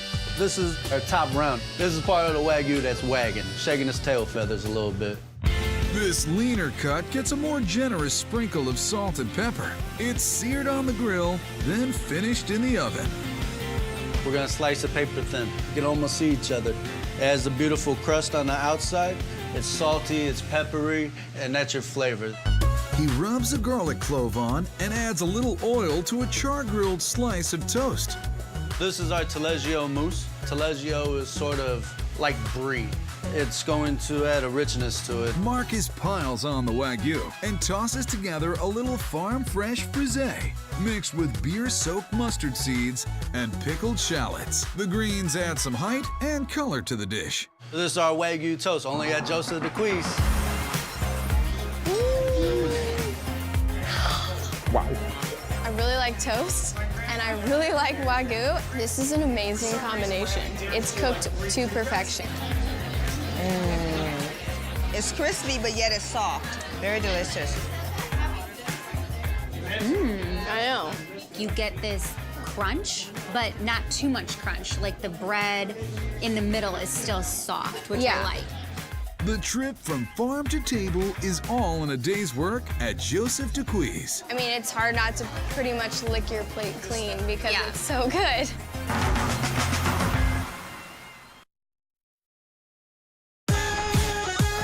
Bold and wild flavors are as Texan as a 10-gallon hat. And in the capital of Austin, Lick Honest Ice Creams is turning heads with flavor combos that go way beyond the average scoop. I got the breakfast bacon. Mine is cilantro and lime. I have no idea what I have in my hand right now. You know, our flavors sound a little off the wall because there's vegetables in it, but every child that walks in the store will be sampling the roasted beets and mint because it's fuchsia and it's pretty. Sweet Tooth Rebels Anthony and Chad head outside Austin city limits to nearby farms, tasting what's growing and letting their imaginations run wild. We make farm-to-table ice cream because we both grew up in rural communities, seeing where our food comes from, and my desire to taste those flavors again and sort of reimagine them into ice cream. In Austin, farm to table is part of our local culinary culture, so it makes total sense that farm to table finds its way into the world of desserts. This is how you get kids to eat their vegetables. A triple-decker dose featuring their most popular flavor, roasted beets and mint. We roast these beets for 2 hours. As you roast them, it's going to bring out all of the natural sugars, and also it's going to give them a nice soft texture that's going to blend more easily into an ice cream. Those sick beets will be meeting up with Anthony's fresh-made ice cream base of milk, cream, sugar, and a syrup that's surprisingly sourced. We use brown rice syrup in lieu of corn syrup in anything that we make. We just stick to pure, clean, honest ingredients. You can feel good about eating it. A double dare of mint, and you can kiss those beets hello. This is the foundation for a really nice, creamy, luscious ice cream. From the blender to the churner to the freezer. Now Anthony grabs some waffle batter and catches up on his ironing. So we're just gonna butter our iron. That's it. It's like magic. Let that bad boy go down. It smells so good.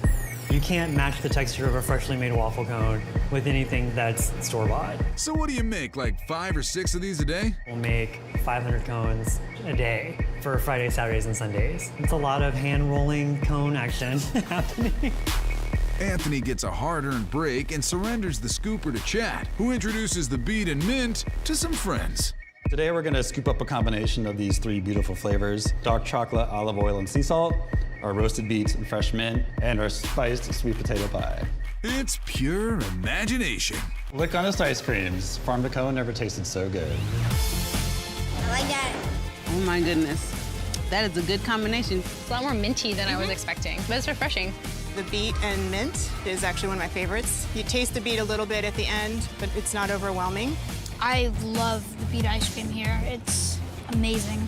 Well, then next is beets with your dinner, too.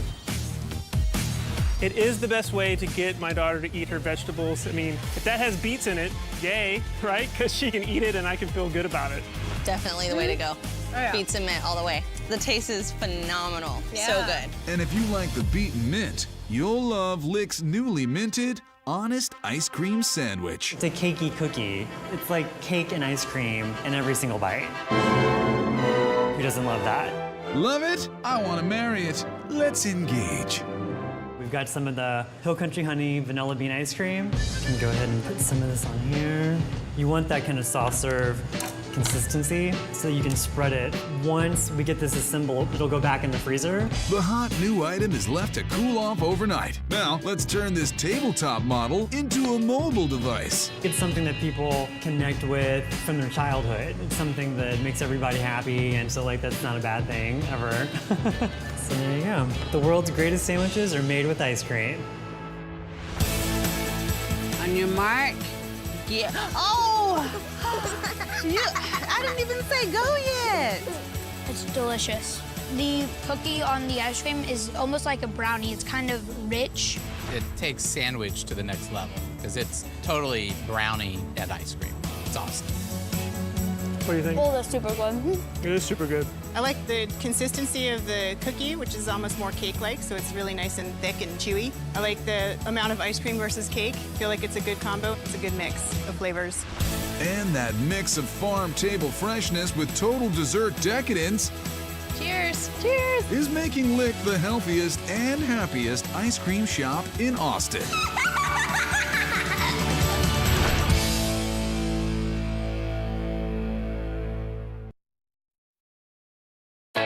Cruising south down the fertile California coast to Del Mar brings us to a place that's your safest bet for farm-to-table freshness, Cucina Enoteca.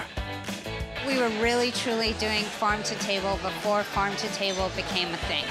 With so many great ingredients available year-round in Southern Cali, Farm to Table doesn't have to be a fancy affair. Cucina Enoteca has made its name with fresh and fun pizzas and cocktails. When you walked in, you had an opportunity to maybe purchase wine to bring home, the open kitchen, see the cooking, you could smell the food, and it was just like absolutely insane. And we had like a 1 hour wait, we're like, we are waiting, no big deal.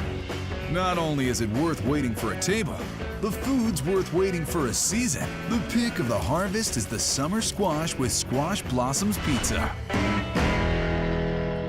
It's gonna be the freshest pizzas you've ever seen in your entire life. Except for the sourdough, which is how old? It's about 9 years old at this point. Aging is a good thing. When it comes to sourdough, it starts with a starter. It gives it that sourdough quality that you don't find in a lot of other pizzas around. With a little flour and a good stretch, Joe has this down pat. Always leave a little bit around the outside, and that's gonna give it a nice puffy crust. He opts for olive oil over sauce, so as not to upstage the subtle wonders of his homemade mozzarella. The mozzarella is the star. After adding crushed garlic and fresh basil, Joe gets his curds into some hot water. This would be really painful to do it without gloves. I've tried it, and it's not pleasant.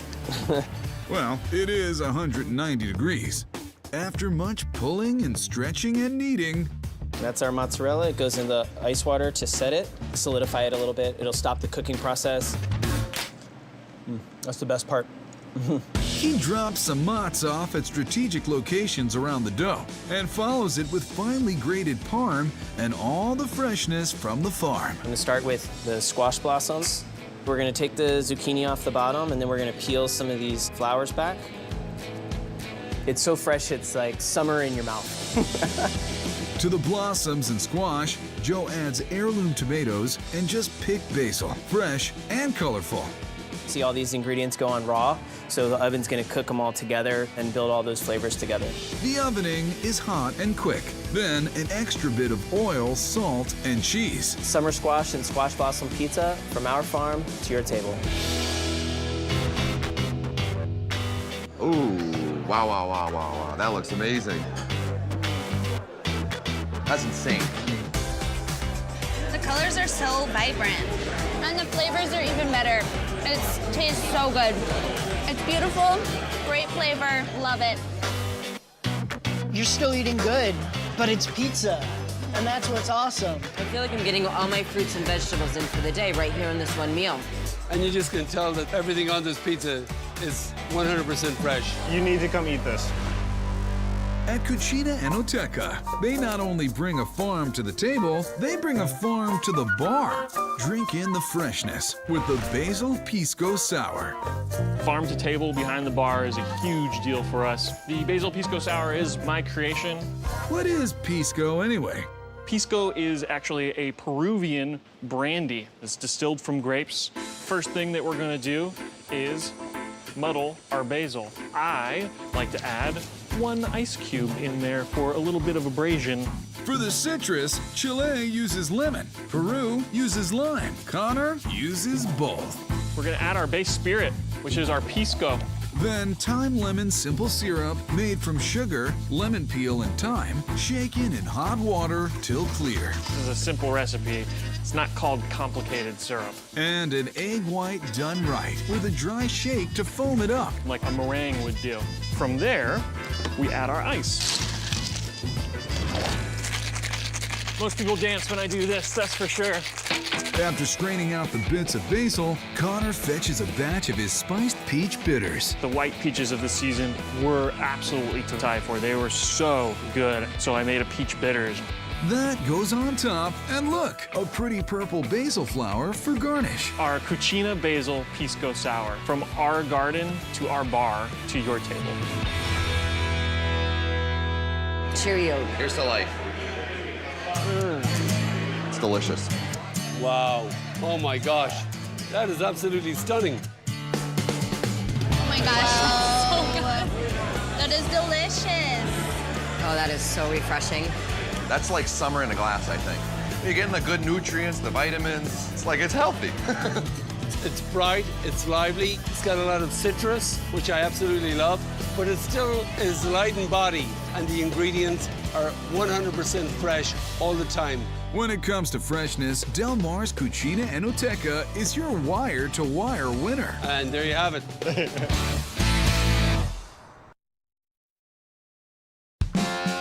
The farm-to-table movement is a natural fit for Albuquerque, New Mexico.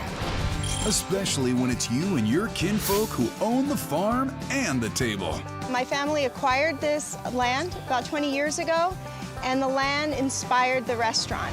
The Montoya's closeness to the freshness elevates the concept to a whole new level. At Farm and Table. We embrace our farmers, we embrace local food, and we share that experience with anyone who dines with us. Cheers. Cherie puts her money where her cow is. My father actually has a herd of cattle. We've got a 10-acre farm right out the back door. That beef makes for some succulent steaks. And they can get pretty inventive with it too, as they do with the tortilla burger. It's the local beef tenderloin that yields our filet at dinner. We grind that down to 75 ratio of red protein to 25% fat. And we're gonna press it out into this mold. I like to give it a little smack before it hits the grill. This is what enables that burger to stay together and getting nice and delicious. The burger hits the grill with simple seasoning, but here's where things get a little Albuquerque. These tortillas are absolutely delicious, delivered fresh to us. The cheese adds more local flavor. We're gonna put a little bit of Tucumcari cheddar. It's got a nice sharpness and it melts beautifully and evenly. With all these nearby ingredients, this meal is like a New Mexican block party. Are you ready, Miss Tortilla? Here comes Mr. Burger. And all the locals are invited. Finish the burger with a little bit of roasted green chilies on top. And it's a good thing Karen knows when to fold them. You've got the perfect bite. Pick that bad boy up and get into it. Fixings gather to round out the occasion. Homegrown, hand-cut potatoes provide the fries, and a side of pinto beans makes the scene. That, as we say, is a wrap. And your New Mexican classic, the Farm and Table Tortilla Burger. All right. There's definitely some spice in there. Green chili, that's classic. It's like a little flavor pocket. Green chili's New Mexico. We're proud of our green chili. It's like our badge. It's something that we care about, something that we really respect and love. I really taste the freshness of the meats, fresh, not store-bought. On top of the beef being nice and juicy, you have like a little bit more flavor to it. I'm not a burgers and fries guy, but here at Farm and Table, absolutely make the exception. You have the fries, right? It's happiness in your belly. Yes. For food as fresh as today's crop, head to Albuquerque soon as you're able and get yourself a seat at Farm and Table. The growers are here, the chef is here. It's fantastic. Used to be, if you wanted to eat something local, you had to grow it. Now, it's easy to hit refresh on all your favorite foods.